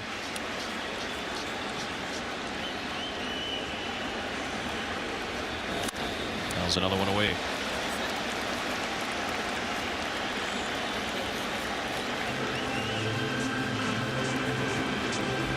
Arraez playing at first base in this game. That's where he mainly played with the Padres last year. He's expected to slide over to second base again with the San Francisco Giants this year. Ooh, close pitch on a 2-2. Arraez almost talked the umpire into that. Did you see that? She's like, no, no, no, before the ball even left the pitcher's hand.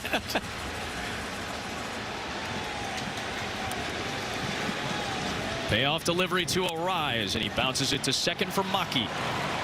Sidearms it for the second out. So nice work between Ito settling down after the home run. He retired the final 3 of the 6th, and the first 2 of the 7th retired by Tanaichi on a couple of ground ball outs. Now Gino Suarez 0 for 3 today. He'll climb in.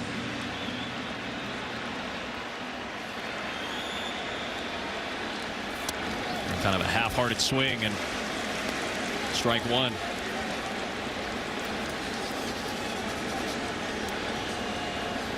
The ultimate vibes man in that Venezuelan clubhouse. A clubhouse full of vibes men, guys who all have fun, who all bring joy to the game. That's been the mantra for Suarez in all of his major league stops. Solo mucha buenas energías. Good vibes only. Good energy only. It has been so fun to watch for all these teams around the world. Not fun to be at the plate right there against Tanaichi. A 1-2-3-7. It is stretch time in Miami in a 2-run game. It has been a thriller so far. Still got a long way to go. Welcome back to the 2026 World Baseball Classic on Fox, presented by Capital One. Dominican Republic and the United States will square off in one semifinal tomorrow. What an incredible story. The espresso pushed Italy, fueled by vibes and some highly caffeinated players going to the semifinals for the very first time, making a lot of paisans happy. They await the winner of this one, and it has been fantastic between Venezuela and Japan. It is now one of the top relievers for Venezuela, left-hander Angel Serpa.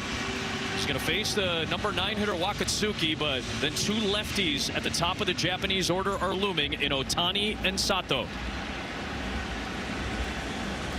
Wakatsuki takes a big cut at a fastball. He's had a sacrifice and a walk today.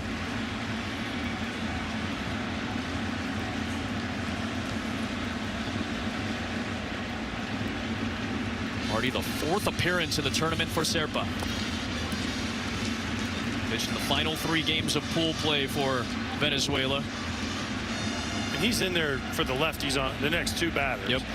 Whatever happens with Wakatsuki, that's the guy. And Omar Lopez before the game said Zerpa's in there. He was the matchup he wanted for Ohtani. They'd love to face him with 1 out, nobody on, so he can't tie the game no matter what happens. The game changed the last time Ohtani was at the plate in the 4th inning. With 2 on and 1 out against DeJesus, he struck out Ohtani, he struck out Sato, and that started to shift the momentum towards Venezuela. Good pitch on backdoor slider for called strike 3, and Wakatsuki goes down looking. So it will be nobody on and 1 out for Ohtani. Huge out in the 7th inning right there with Ohtani and Sato coming up. Like, what a backdoor slider, Zerpa. But they know one thing. Ohtani cannot tie the game right here with 1 swing of the bat. Lefty on lefty. And a first pitch strike with the slider again. Hard throwing left-hander. Facing the hero of Japan, who took a big cut at that fastball upstairs.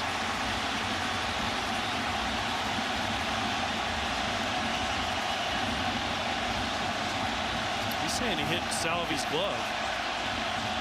Thinks he might have. One interference, what he's discussing right now. I thought it was just a foul tip. Yeah, that's what we thought up here.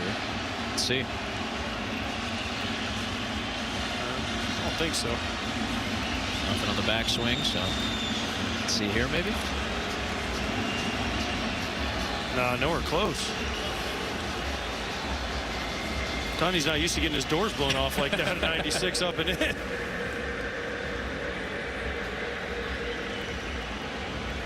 So we'll get a review.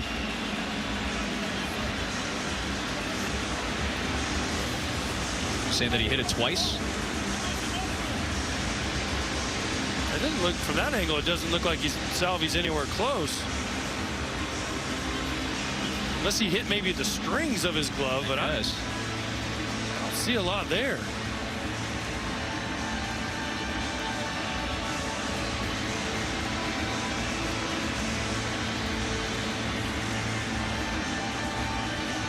Salvi and Shohei talking about it afterwards.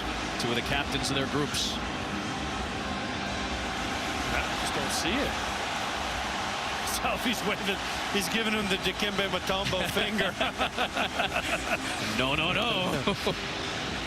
He's saying it's a foul ball, right? It should be 0-2. No, no, no. He keeps declaring foul ball. Again, the video evidence on a review has to be indisputable. How about that catcher's gear? Love that with the Venezuelan flourish with the colors of the country's flag on that chest protector. The helmet with the two-toned, the second color on the bill.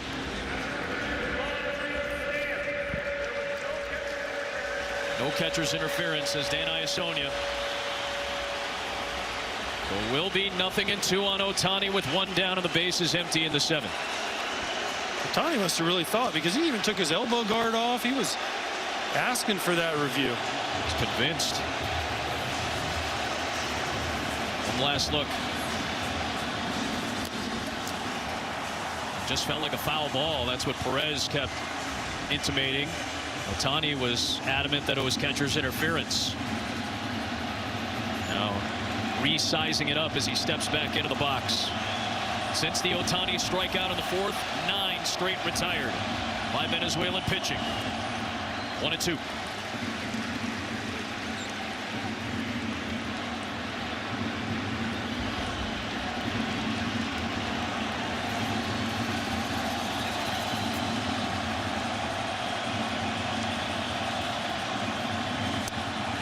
Close pitch outside.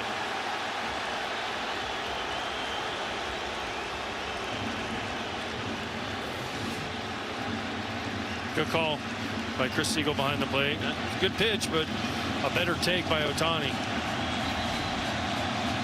2-2 delivery. Called strike 3.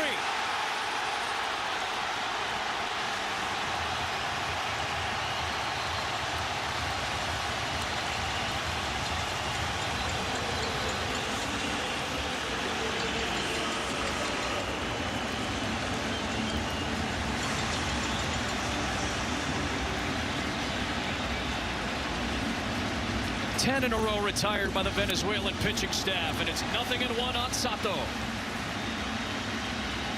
Just a perfect pitch. Ohtani's probably thinking I'm going to get another slider, and got the same reaction out of the Japanese fans. Oh no. On the ground to first and foul, and a chance at a 1-2-3 inning for Serpa out of the pen.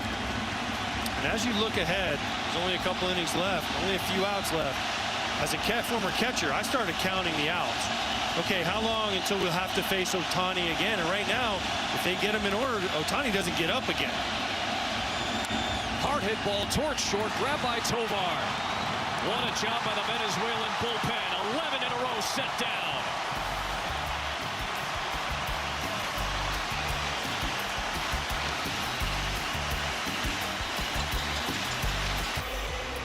Taneichi threw a 1-2-3 seventh inning, and he's trying to do the same in the eighth. Japan trailing by 2 as we go into the late innings. Their offense has 6 more outs with which to work to try to get back in the game, while Venezuela looks for some insurance, and they'll start it off with their number 5 hitter, who's got a pair of hits tonight, and Ezequiel Tovar. He's played a strong shortstop as well. Cannot say enough about the Venezuelan bullpen, which has completely settled and shut things down since that huge strikeout of Ohtani in the 4th inning. They've retired 11 straight Japanese hitters. And just complete control. Strikeouts, getting ahead in the count, mixing up the pitches, fooling Ohtani, punching him out twice. One of the question marks about Venezuela coming into this game in this tournament was that bullpen. They're proving us all wrong. And Tovar's got a 3-hit night working in the quarterfinals. Oh, he's looking for 2. He's getting a big turn. Play at second. He's in. Leadoff double for Venezuela, and Tovar, his 2nd of the night.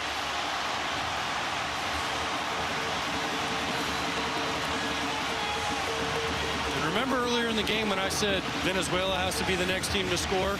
That's the same thing for Japan right now. The momentum is all on Venezuela's side, and Tovar feels that he's ultra aggressive on the bases, and he makes it to second for a leadoff double to start off the inning for Venezuela. They've been doing it all night. 6 of the 8 innings they've had the leadoff man on base. And here's Torres, who's got 2 hits tonight as well, showing a bunt. So that tells you right away how important Omar Lopez feels that runner at second, that run to come home to give it a 3-run cushion. That's how important he feels that run is right now. You got Torres showing Please bunt. tell me how many sacrifice bunts Gleyber Torres has. It can't be very many. He came up with the Cubs, and then he went to just traded to the Yankees. Now an all-star with the Tigers. I can't imagine he's bunted very many times at the major league level. Now he'll look to swing. He'll take a pitch down to the dirt. Maybe he was bunned for a hit. The third baseman is deep, Okamoto.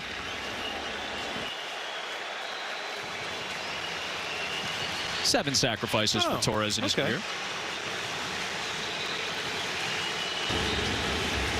Did not have one, though, last season with Detroit. A 1-1 inside, and it's 2-1. Tovar's itching to steal third. Yeah. He's getting a big lead. The middle infielders for Japan are spread out, trying to keep that run from scoring. Tovar's reading them, hoping to get a good jump, and he'll go if he gets a good jump. He's been dancing on the base paths all night. And now he got caught in between second and third, but the throw goes into center field. Tovar will come around and make it 8-5 Venezuela. Pressure. Pressure, pressure, pressure. Pressure is on the Japanese team right now. They feel it. This crowd is going crazy. I mentioned Tovar was going to try and steal third. They had the pick play on the daylight, and he was going, and because of the wild throw, it acted like a single up the middle, and Tovar scores easily. Things you don't see the team from Japan do very often, make mistakes, but pressure. Pressure's crazy, Adam.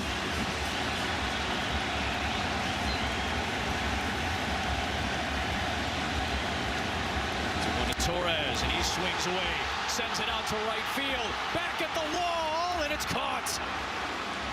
Sato got pushed all the way to one of the deepest parts of right field at Lone Depot, And it's a long, loud first out after this key run for Venezuela scores on the Japanese miscue. Odor, the third base coach, is going, hey, thank you for the single to score our runner. He was in full stride, never slowed down.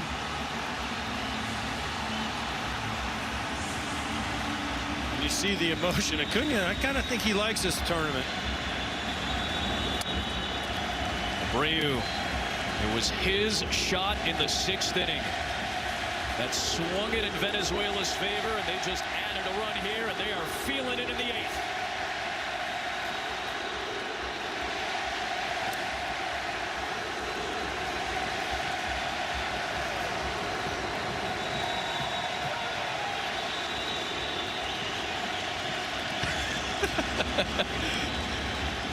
Watching the younger of the Contreras brothers mess with Acuna. Big cut on a fastball from Abreu, 2-1.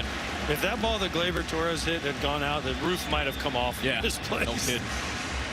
They have not lost since the 2017 semifinals to the United States. 11 straight wins since, including winning the last tournament in 2023. These are the reigning champions that have 3 titles in 5 tournaments under their belt in Japan. With a slew of stars and perhaps the star of stars at the top of their order, but it's Venezuela applying the heat and the pressure in Miami.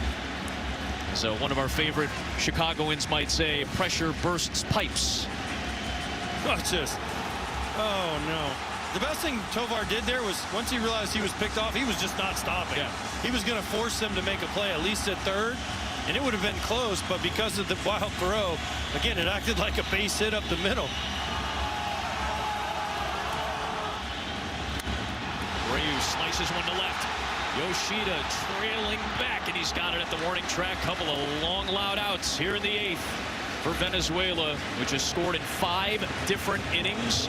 And in every one of those innings, the leadoff man got aboard. Exactly. It's been leadoff runners putting pressure on Japan, and then Venezuela able to get the hit or move the guy over and get him in.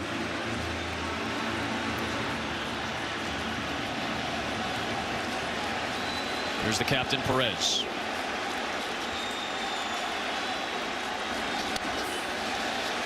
Nine times an All-Star. 5 times a Gold Glove winner.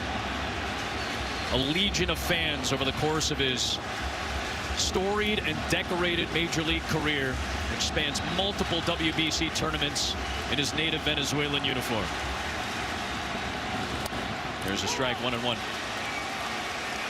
Remember at the beginning I said Venezuela gets a lead, this crowd will become a factor. It is a factor. Yep. It's completely swung to the emotion of the Venezuelan fans. Hard hit towards the Japanese dugout. Watch out down there. Otani dancing around him there. He's still motioning. It is impossible not to feel the infectious joy from so many of the countries that have participated in this tournament. Impossible if you're in the building to not feel it. And again, I'll say this again, Adam.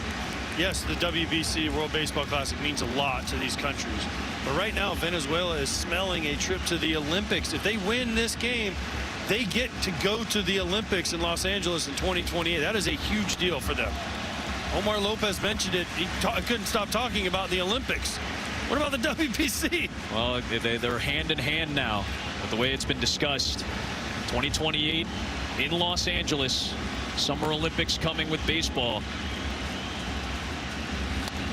Perez goes down swinging. Good fastball from Tanaichi. Japan will be there. The U.S. is hosting. They'll be there. Will Venezuela be in the Olympics? A win will send them there and send them to the semis. 6 more outs to get. Run is the free official MLB skills competition for baseball and softball players ages 7 to 14. You can host a local competition this year and give kids a chance to make it to the national finals at the World Series. Visit pitchhitrun.com or scan the QR code. There's the bullpen comparison that has made the difference seemingly in this game. Now to the 5th Venezuelan reliever as they pitch a shutout behind Suarez, who gave up all 5 Japanese runs. They go to some excellent defense in Jimenez. multiple gold gloves. He is at second base now behind Andres Machado, as it will be Morishita, Yoshida, and Okamoto, 3, 4, and 5 in Hirokazu Ibata's lineup. 11 straight retired by this Venezuelan bullpen. Morishita's got a home run tonight. It's a big cut, fouls it, and it's 0-2. 32-year-old Machado making his second WBC appearance this year, pitches in Japan, so some familiarity with these guys, as Chris Siegel will do a favor to Morishita at the plate, give him a moment to gather himself. Machado, a former Kansas City Royal in 2017, but it took 4 more years to get back to the big leagues with the Nationals, then signed with Orix in Japan. It's been a huge part of their bullpen the last couple of years. Actually, they're taking a look at Salvador Perez. May have got the worst of that foul ball. I didn't see anything. I don't know. Maybe got him in the hand or wrist area. And as in at second base, Perez back behind the plate, catching for his one-time short-lived teammate Machado.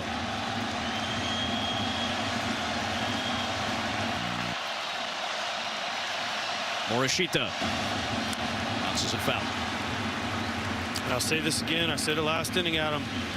As a catcher, you're watching Salvi back there. You look up at the big screen out there in right center field, and you start counting the outs. You say, if we get 6 straight outs, Ohtani does not hit again. The top of the order does not get up.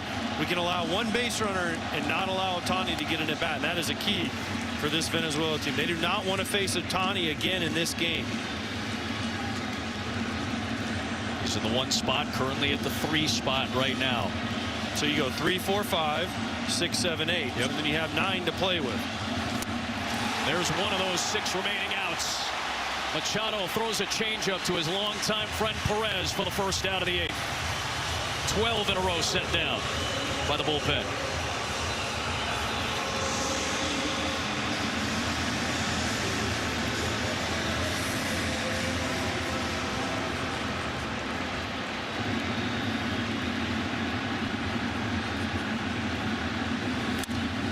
First pitch swinging Yoshida out to center field, and Churio is there.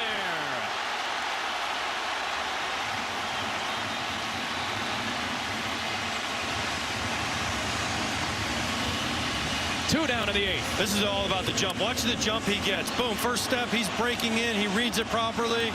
And yes, he dove. He probably didn't need to dive at him, but why not at this point with the crowd going crazy? Why not dive and make it a little more dramatic? I love it. But it was all about the first step from Jackson Churio out there in center field. Great first step and gets there easily. Now Okamoto, first pitch swinging, pops it up into right. It is Acuna coming in, and he can't make the catch. A little life for Japan here in the 8th as Okamoto reaches base. Just his 4th hit of the tournament, but it's a big one. There's the tea-stirring celebration from the Japanese dugout. And a big one to give Japan a little life here in the 8th with 4 outs to work with. Well, he jams them. A little easy pop-up. I thought Jimenez, Gold Glover, Platinum Glover was going to go get it. Acuna calls him off. He just can't get there, and there's a little life. And again, that gets him 1 hitter closer to Ohtani time. That's right. That snaps a streak of 13 straight retired for the Japanese offense. Now it is Murakami.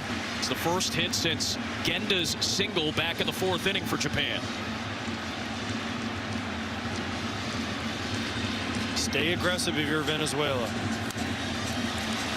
You have the cushion of that 1 base runner, and you have the 3-run cushion as well. Run lead. If Murakami hits a home run, it's okay.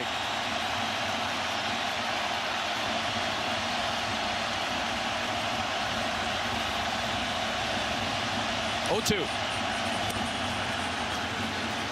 99 on the gun from Machado.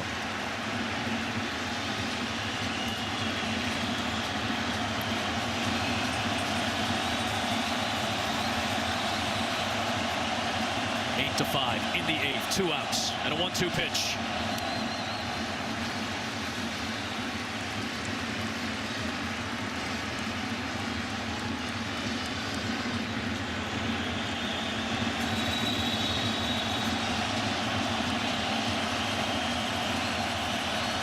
first ever meeting between these two countries. A spot in the semifinals, the final spot in the WBC's Final Four, up for grabs tonight.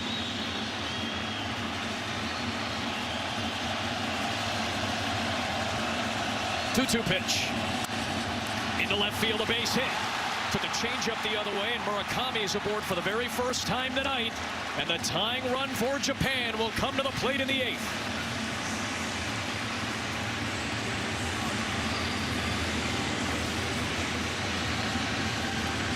Nice piece of hitting by Murakami. They say he's just a slugger. So that changeup down and away, he does a great job of hitting it to left field and keeping this rally going for Japan. And now they have the tying run at the plate. Murakami, the two-time Central League MVP, feeling it. Johan Santana, the pitching coach, is out there to discuss again, as it'll be Shugo Maki due up for Japan. Hit a couple of home runs in the 23 WBC. He's averaged 23 home runs a year in his 5 seasons for the Yokohama Bay Stars.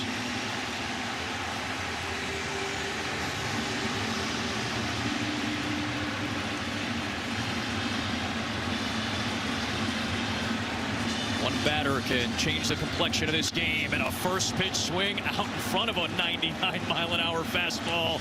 A foul from Maki. Cheating, cheating, cheating.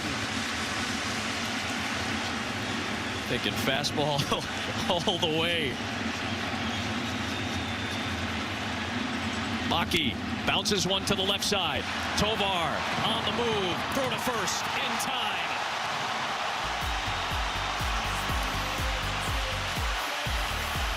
To the 9th inning we go in Miami. 8-5 Venezuela. Baseball was introduced to the country of Venezuela in the 1890s by returning students and American petroleum workers. It quickly became the nation's premier sport. They play it with fire. They play it with passion. They play it with energy. They play it with joy and life. And that has carried them through 8 innings to an 8-5 lead, and they're 3 defensive outs away from a spot in the semis for perhaps a surprising just second time in its WBC history. Italy awaits the winner of this one on Monday night. We'll see the Dominican Republic and the United States tomorrow from here in Miami.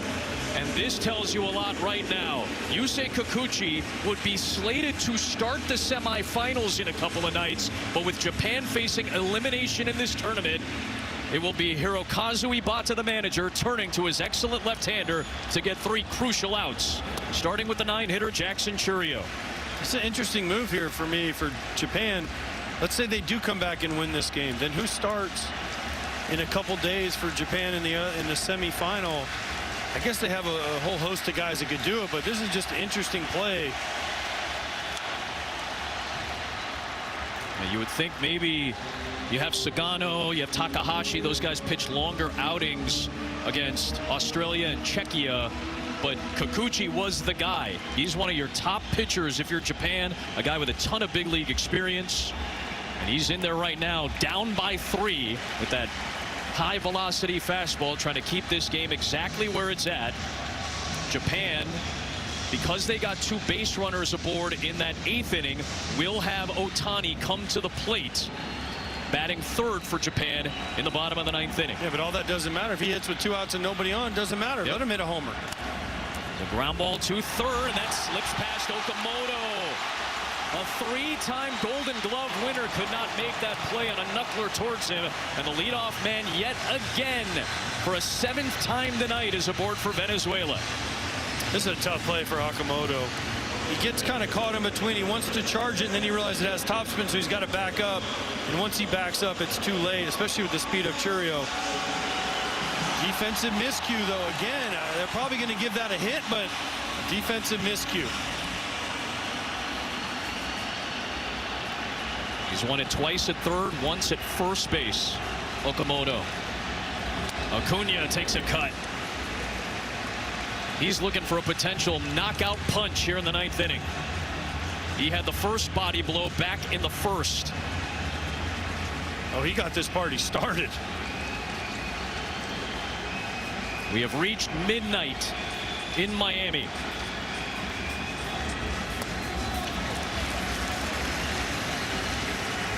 (1 p.m. in Tokyo on Sunday.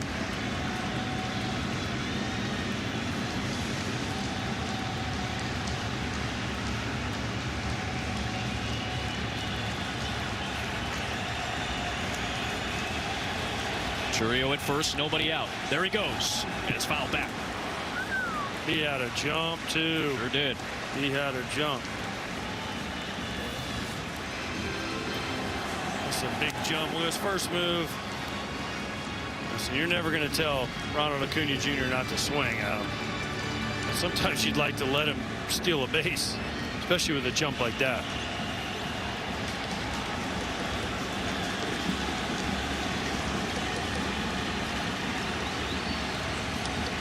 Kikuchi eyeing him over at first. And he gets Acuna to swing through a fastball. One away here in the 9th inning.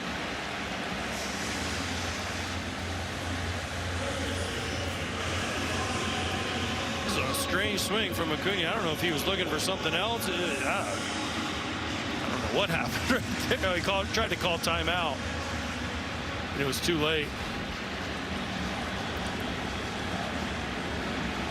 Here's Michael Garcia. Check over to first. 2 extra base hits for Garcia tonight. A double in the 3rd. He was left stranded. The 2-run home run in the 5th. Part of the momentum swing for Venezuela that got them to within 1 at 5-4. So it was 5-2 before his home run. 6 straight scored by the Venezuelans to take a 3-run lead.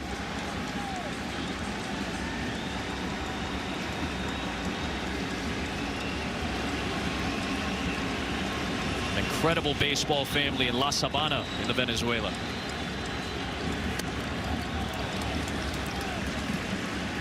He and the Acuñas were all born in a little fishing village of about 3,000 people on the north central coast of the country. You can't get there from Caracas without an off-road car because of the mountainous roads that you have to drive through. But man, it is a baseball haven in that country. A 1-1. Bouncing ball too short. Grabbed by Genda. Flip to second. Maki will not get a throw off. Chourio able to prevent the relay, but there are 2 down here in the 9th. A fielder's choice for Garcia puts him at first base. Just a high chopper is hit too softly, too high for Japan to turn to. A nice aggressive slide by Chourio at second. Nothing wrong with that. Japan is 1 out away from being down 3 with 3 outs to go. We'll try to finish off this top half of the 9th inning against Arise. 0 for 4 tonight. Another check over at first base, this time on another potential base stealer in Garcia. Ohtani will bat in the bottom of the 9th.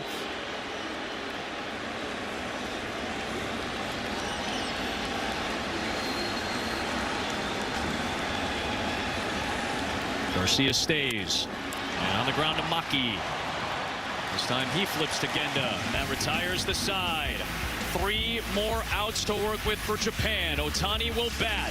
3 outs to get for the Venezuelans to head to the semifinals. 3-run lead, 3 outs to get. And it's one of the heaviest fastballs amongst major league relievers. Chicago Cub Daniel Palencia will step in. 22 saves for Chicago last year, and he's got an impressive mix and a very adamant attitude when he's on the mound. He will not be afraid. I promise you that. He is going to attack these Japanese hitters. He is going to come right after him, like you said, heavy fastball. Talked to him one time, and he said he will give everything for his team. Now, he was talking about the Cubs at the time, but I can only imagine what he will do for Venezuela. He'll try to get Genda, Wakatsuki, and Ohtani in order. That's who's due up. 8-9-1. First pitch to the shortstop Genda, who's been aboard twice. He's upstairs for a ball.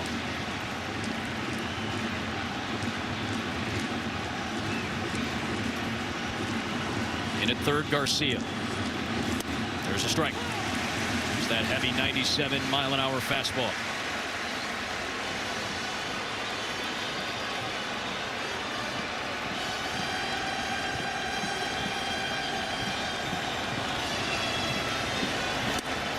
Half-hearted swing on that high fastball. It's 1-2. And if you're Japan, you just got to get somebody on base. You got to figure out a way to get the tying run to the plate. You'd love for the first two guys to get on for Ohtani, but just get the tying run to the plate.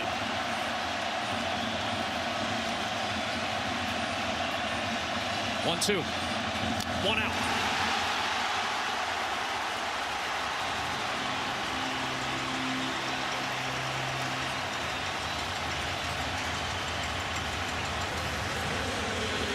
Gas. 100 miles an hour, gas. Foul tips it right into Salvi's glove. And there's one out. Venezuela is 2 outs away from a big upset in this tournament. They'll have a pinch hitter at the plate for Japan. It'll be Kensuke Kondo, a 32-year-old, 14-year Japanese baseball veteran. Very high IQ at the plate. More walks than strikeouts in a 14-year career. MVP in the Pacific League a couple of years ago. He is trying to get on base with one out after the 11th Venezuelan strikeout from their staff. 0-1 on Kondo. Nothing like coming off the bench. Yeah, here's not 100 after sitting over there for 3 hours.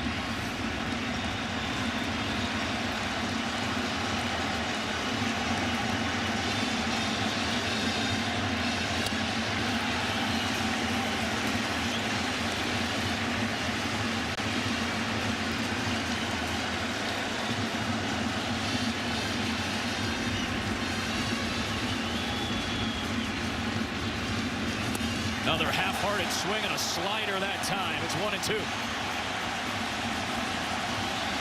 0 for 12 in the tournament and facing 2 strikes.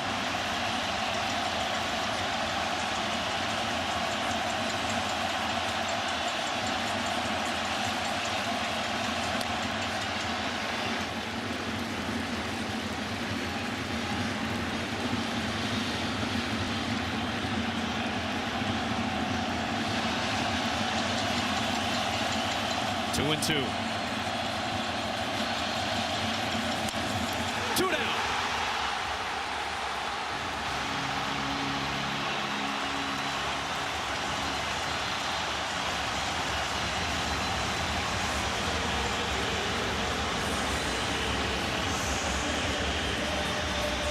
Just gas again. You mentioned it. He doesn't mess around. He is just throwing 100-mile-an-hour heater after 100-mile-an-hour heater and a good pitch. Here it is, Ohtani, their last chance. Trying to stay alive. Down 3. Fouled back by Ohtani. 0-1. Last time, remember, in this tournament, was Ohtani punching out Mike Trout to win it. Well, here's Ohtani, Japan's last hope today in the quarterfinals.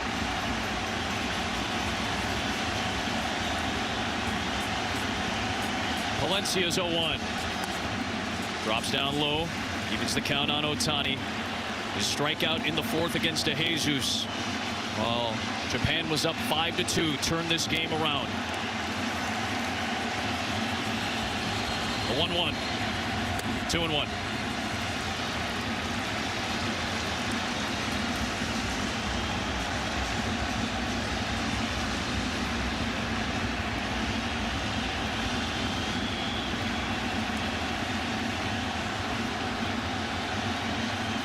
The 2-1 pitch. Ohtani skies it. Venezuela has knocked out the reigning champs. They secure a spot in the Olympics, and they're headed to the WBC semis for the first time in 17 years.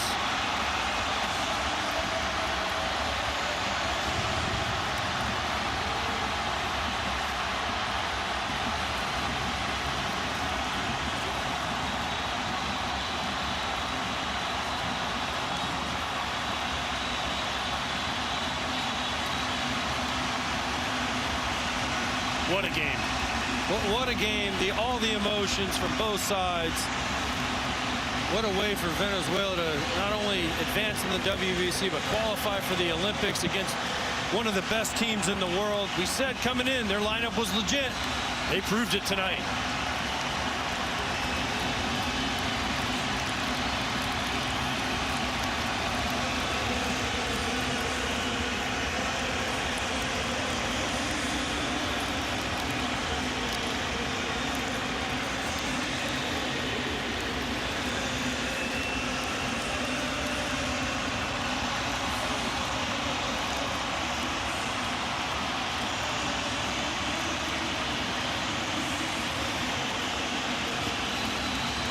Their manager, Omar Lopez,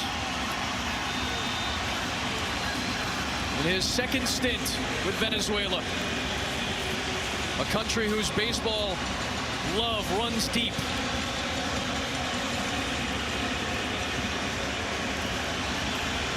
And on a night where Japan took a 3-1 lead in the middle innings, this Venezuelan offense put the pedal to the metal. They finished with 3 homers, 4 doubles, and their bullpen, 6 relievers, combined for 6 1/3 of shutout ball, ending with an Ohtani flyout. That's the story. The bullpen of Venezuela. One of the questions coming into this was how would the Venezuela pitching hold up?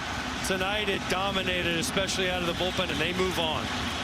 And they took the lead in the 6th with one of the swings of Wilyer Abreu's dreams. He is with our Tom Verducci. Oh, thanks, Adam. Wilyer, you took a 5-4 deficit and turned it into a 7-5 lead with one swing. A swing they'll be talking about all night in Venezuela and for years to come. Explain to me what it was like running around the bases. No, that was the exciting moment. I mean, I just tried to at least tie the game with a sac fly. I mean, he gave me a really good pitch to hit. I make a good contact, and the ball flies. So I'm very excited for this win, and now in the semifinals, I hope I can do the same thing like I did today. It looked like during that at bat, you got the same pitch, that high fastball, and you fouled it straight back. Did you make an adjustment? Yeah, of course. When I saw that pitch, I was on my mind like I can miss this pitch two times, So I just try to stay more focused and stay on that pitch and then try to drive the ball. There's drums and dancing in the dugout. There's a lot of fun on the Venezuelan side. What does this experience and now going to the semifinals mean to you? No, it means a lot. I mean, I've never been in a place like this. The vibes are very high, so I'm very excited for the semifinals. More fun to come. Thank you so much. Thank you. Back to you, Adam. Solo mucha buenas energías. The good vibes roll on for Venezuela. They roll on to the semifinals. We'll be back after this to wrap it up. Venezuela 8, Japan 5, and a spot in the semis for just the second time in the history of this tournament belongs to the Venezuelans, and our semifinals are set for the next 2 nights. It's going to be a crazy couple games. Dominican, U.S., barn burner, Italy, Venezuela, 2 teams people didn't expect to be there, but all 4 of these teams are deserving. I can't wait to see how these plays out. These games are incredible, Adam. And the atmosphere, electric, matched our game tonight. How privileged we were to watch this incredible first meeting between Venezuela and Japan in a back-and-forth contest, a thriller on a Saturday night in South Beach. For AJ Pierzynski, Tom Verducci, the wonderful women and men of our Fox Sports crew, Adam Amin saying so long from Miami. Venezuela, an incredible win for its country, knocking out the reigning champion by a final of 8-5. Good night.